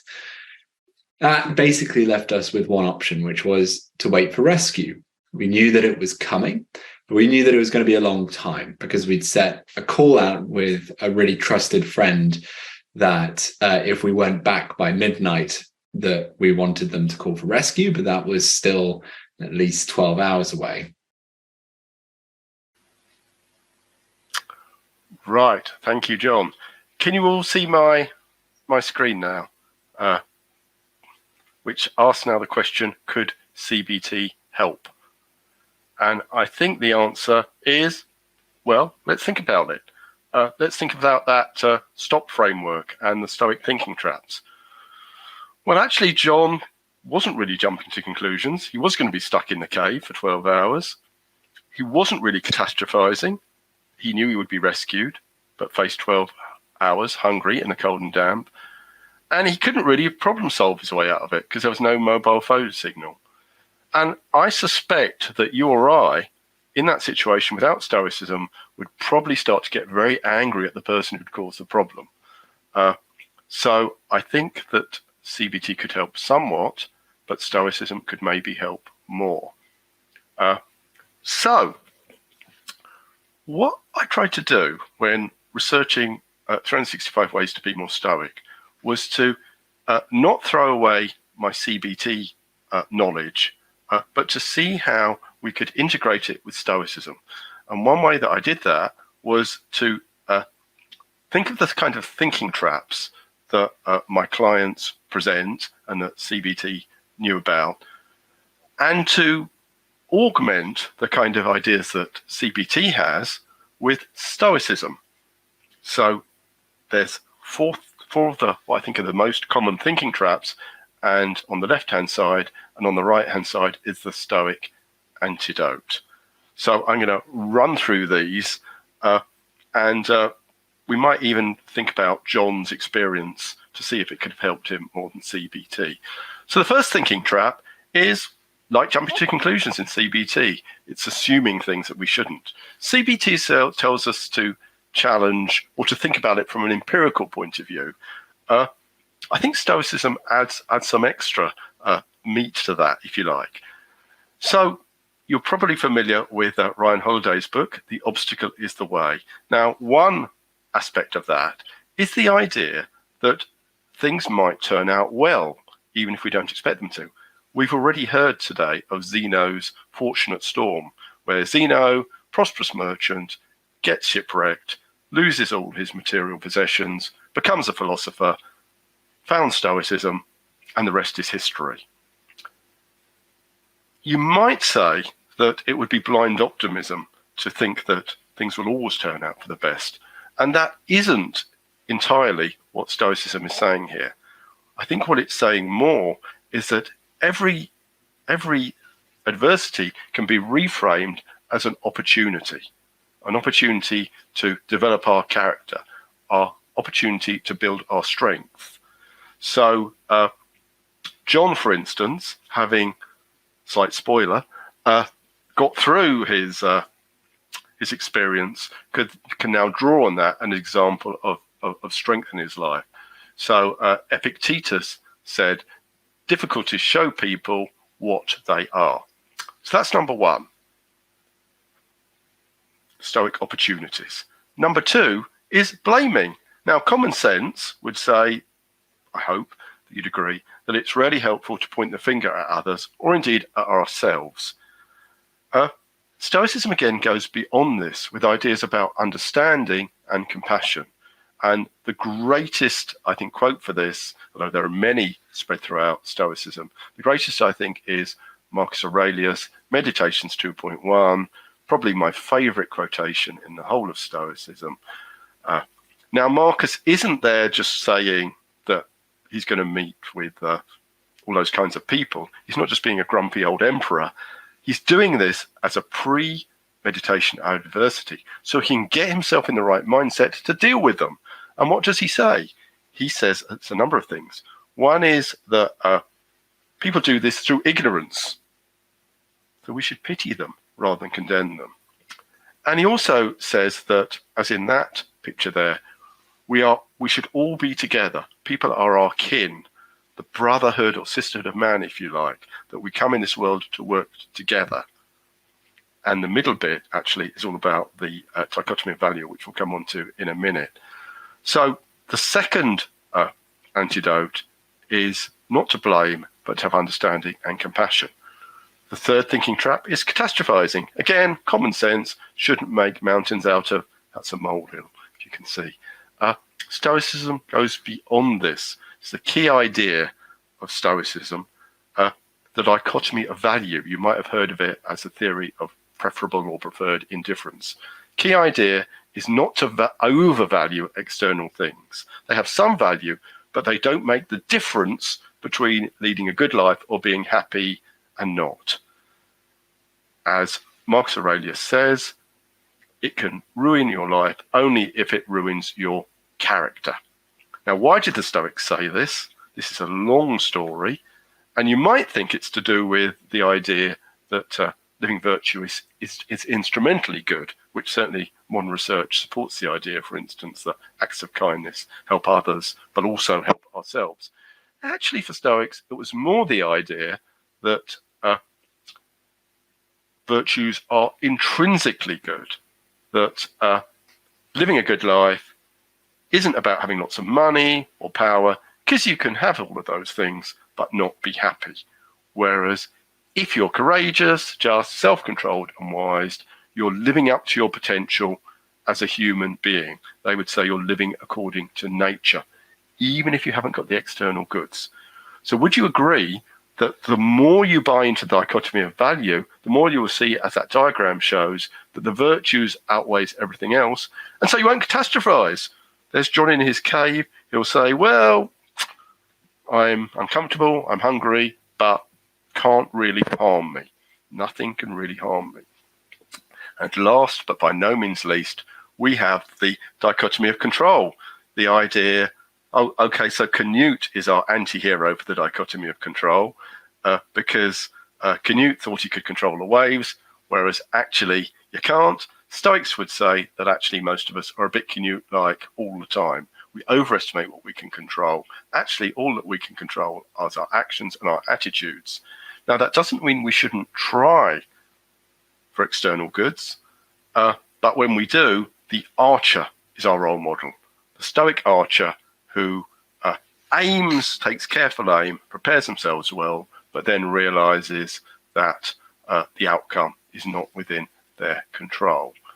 So let's perhaps hear from John over to Tanner to hear the rest of his story as to how many of these things he actually used. I found in that moment, in quite cold and miserable conditions, a great deal of comfort in remembering my Stoic practice. Together, we considered what a good and helpful reaction might look like in our present situation, and that helped us to avoid casting too many judgments on our sensations of hunger and cold. That simple reflection really genuinely helped during the resulting 12-hour wait for rescue, sitting in the mud, and without most of the amenities that we generally take for granted. Once out, though, I also found that Stoicism helped me to forgive the individual who pulled out our rope, who we identified quite quickly, because he was really deeply sorry for his mistake. He didn't mean to do it, but he felt a deep sense of guilt and apologized very sincerely. I think that without Stoicism, I might have judged him on his actions alone and not his character. But with Stoicism, I was able to see that he was genuinely trying to make things right and absolutely determined never to do it again. And that helped me to see him for who he was, somebody who actually, despite having made a mistake that cost me something, was a genuinely good person who I didn't need to hold negative grudges against. Thank you, John. And that comprises entry 82 in 365 Ways to Be More Stoic. And I think, interestingly, John didn't actually use all of these for antidotes, did he? And I think that's it. So this isn't kind of like a rule that you have to use all of them. If you just pick one of them or two of them, that's going to make the difference. Second example, quite quickly, I'm going to talk about Jim Stockdale, who we've heard about before, who was shot down during the Vietnam War and was captured. And I'm not sure how much CBT could have helped him either, because he assumed he would be tortured. He was correct. He was beaten up as well. He was there for a long time. It was a catastrophe by any ordinary standards. What helped Stockdale, which he's written about in a couple of books, firstly, the dichotomy of control. He couldn't control what happened to him. He could control his attitudes and his actions. Particularly, he couldn't choose the role that he played, but he could choose how well he played it. He understood his role was to be the leader of the prisoners and to avoid being used as propaganda by the enemy. And he even disfigured his face to stop them doing that. Equally important for Stockdale was the dichotomy of value, because if you're just using a CBT problem-solving approach, you could say, well, it's easy. You just, that they offered him to take him out of his irons if you would record one speech. But he knew that if he did that, that would be a very short-term solution, because his life would be full of shame if he did that. So he absolutely prioritized preserving his character over material comfort. And that is long-term resilience and also ethical resilience. So we're here, the Stoic framework, which in the centerpiece is identifying the Stoic thinking traps and the anecdotes. But around it, rather like the stop process for CBT, we've got other stages that will help you be more resilient in real time. You'll notice that Stoic spells it out. Stop, take a moment, observe your thinking, identify the thinking trap and their anecdote, and choose a Stoic response. So the other thing that I want to highlight is that I think the antidotes and the Stoic thinking traps provides extra armor for us, an extra layer of armor. Perhaps we could think of CBT as providing the empirical armor, and CBT is all about the value judgments we make. And I think the virtues provide a compass, a moral compass. I mean, it includes problem solving, that'll be part of wisdom, but it's so much more. It's looking at the situations through the lens of the virtues. Lovely quote from Epictetus there, to apply the appropriate virtue whatever the situation is. For instance, John applied justice, thinking about the other person's point of view. So, to conclude, why do I think Stoicism might be even better than CBT for resilience? Well, as I've said, the Stoic framework incorporates elements of mindfulness and CBT, which we know are helpful, provides an extra layer of armor and the compass of the virtues.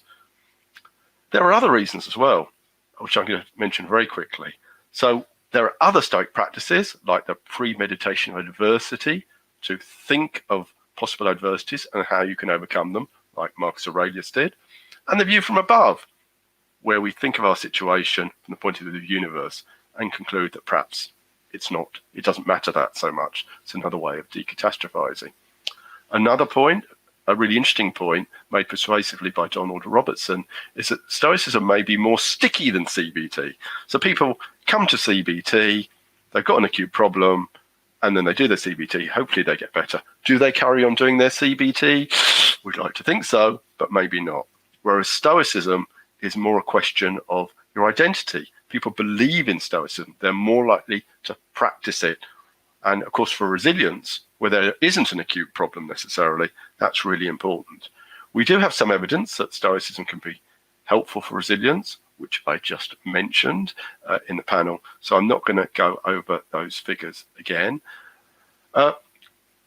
Look, I'm not saying that Stoicism is that we can prove it's more effective than CBT in building resilience. I hope I've made a good prima facie case for considering it.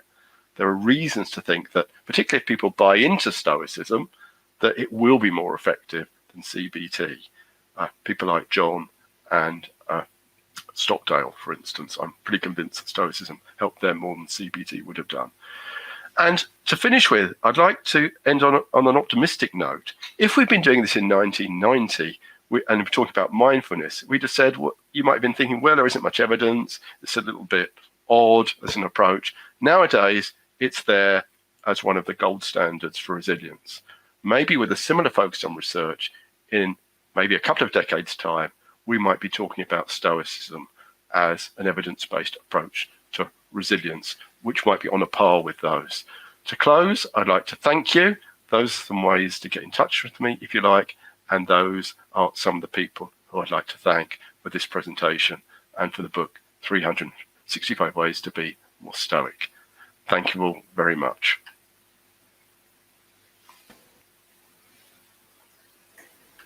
Thank you so much, Tim. That was absolutely fascinating. And I could see from the chat, everybody was really enjoying it as well. And we're flourishing in ideas and conversations and discussing CBT. And, you know, as I was saying, I was thinking exactly of Donald's comment that it's sticky, which that comment is also sticky. So thank you again for joining us. Now, I want to just remind everybody for the reason that we're all here, which is Plato Academy Center, which is our mission to help restore the archaeological site in Athens and reinvigorate a whole neighborhood of Athens, and to really bring attention to this really important historical spot that deserves, I think, history's attention. So please feel free to donate to this project. Find us on the website, on the various social media channels. And we also have another event coming up, I believe in August 19th, is on Seneca. Donald, can you confirm that everything I'm saying is correct? Everything you've just said is completely correct, Anya. So much so that I'm not sure I've got a great deal to add to it. But we have David Fiddler, whose recent book, Breakfast with Seneca, is going to be one of the speakers at the Seneca event. The Seneca event is called On Seneca, Anger, Fear and Sadness. That's a provisional title at the moment. We will email everybody afterwards, if possible, with a link. So if you want, you can register in advance for the Seneca event. I think it's going to be interesting, but a little bit different from some of the things we've done before because it's focused on a particular thinker. And yeah, of course, if you want to support Plato's Academy Centre, that allows us to do more of these events in the future. They only get bigger and better each time, and we're dependent on donations to do that.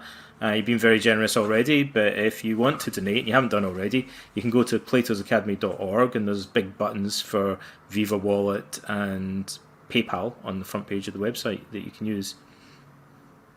Now, Donald, this event, we're come to our projected end time, and I want to say thank you to all of our speakers, many of which I've had the pleasure of doing podcasts and events with in the past, and who have kindly donated their time and intellect and insights to this endeavor. And I want to thank you all for participating, and as well thank our audience for your attention and great insights as well. Unfortunately, I will have to leave now because it is 9:20 at night and I haven't had dinner. But I should be more resilient to food. But Donald is kindly donating his time to redoing his presentation. So for those who would like to stick around, you're welcome to watch Donald do his presentation again. Because he had some technical difficulties before. Otherwise, we will have a recording that will go out in a day or two, and it will include this redone version. So if you want to watch that, you're welcome to do so.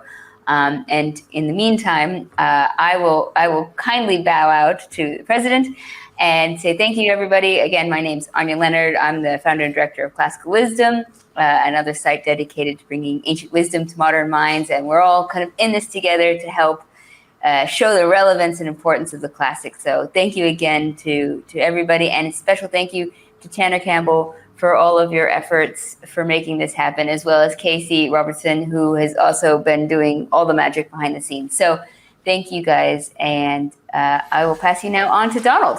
Thank you very much, Anya. You've been fantastic as always. We really appreciate your help.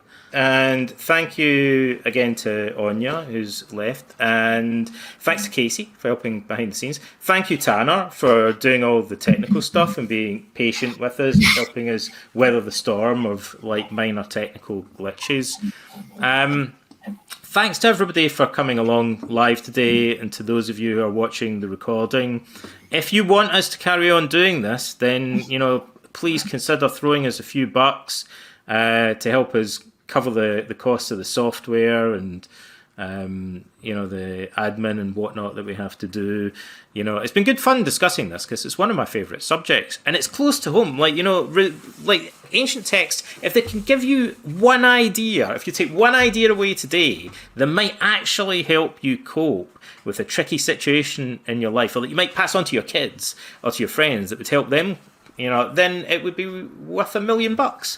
It would be a big deal to us. That's why I like doing these things so much. We could sit and waffle about history and philosophy, but today we're talking about ways that you can build resilience, what it means. And I'm sure there's going to be at least one or two things that most of you are going to take away and you'll remember and you'll chew over and you'll actually gain some benefit from, or at least I hope so.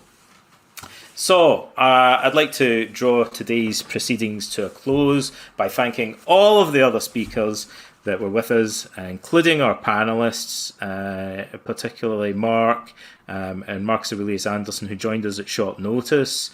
And I look forward to seeing all of you again in the future. And I hope that you can attend the On Seneca event.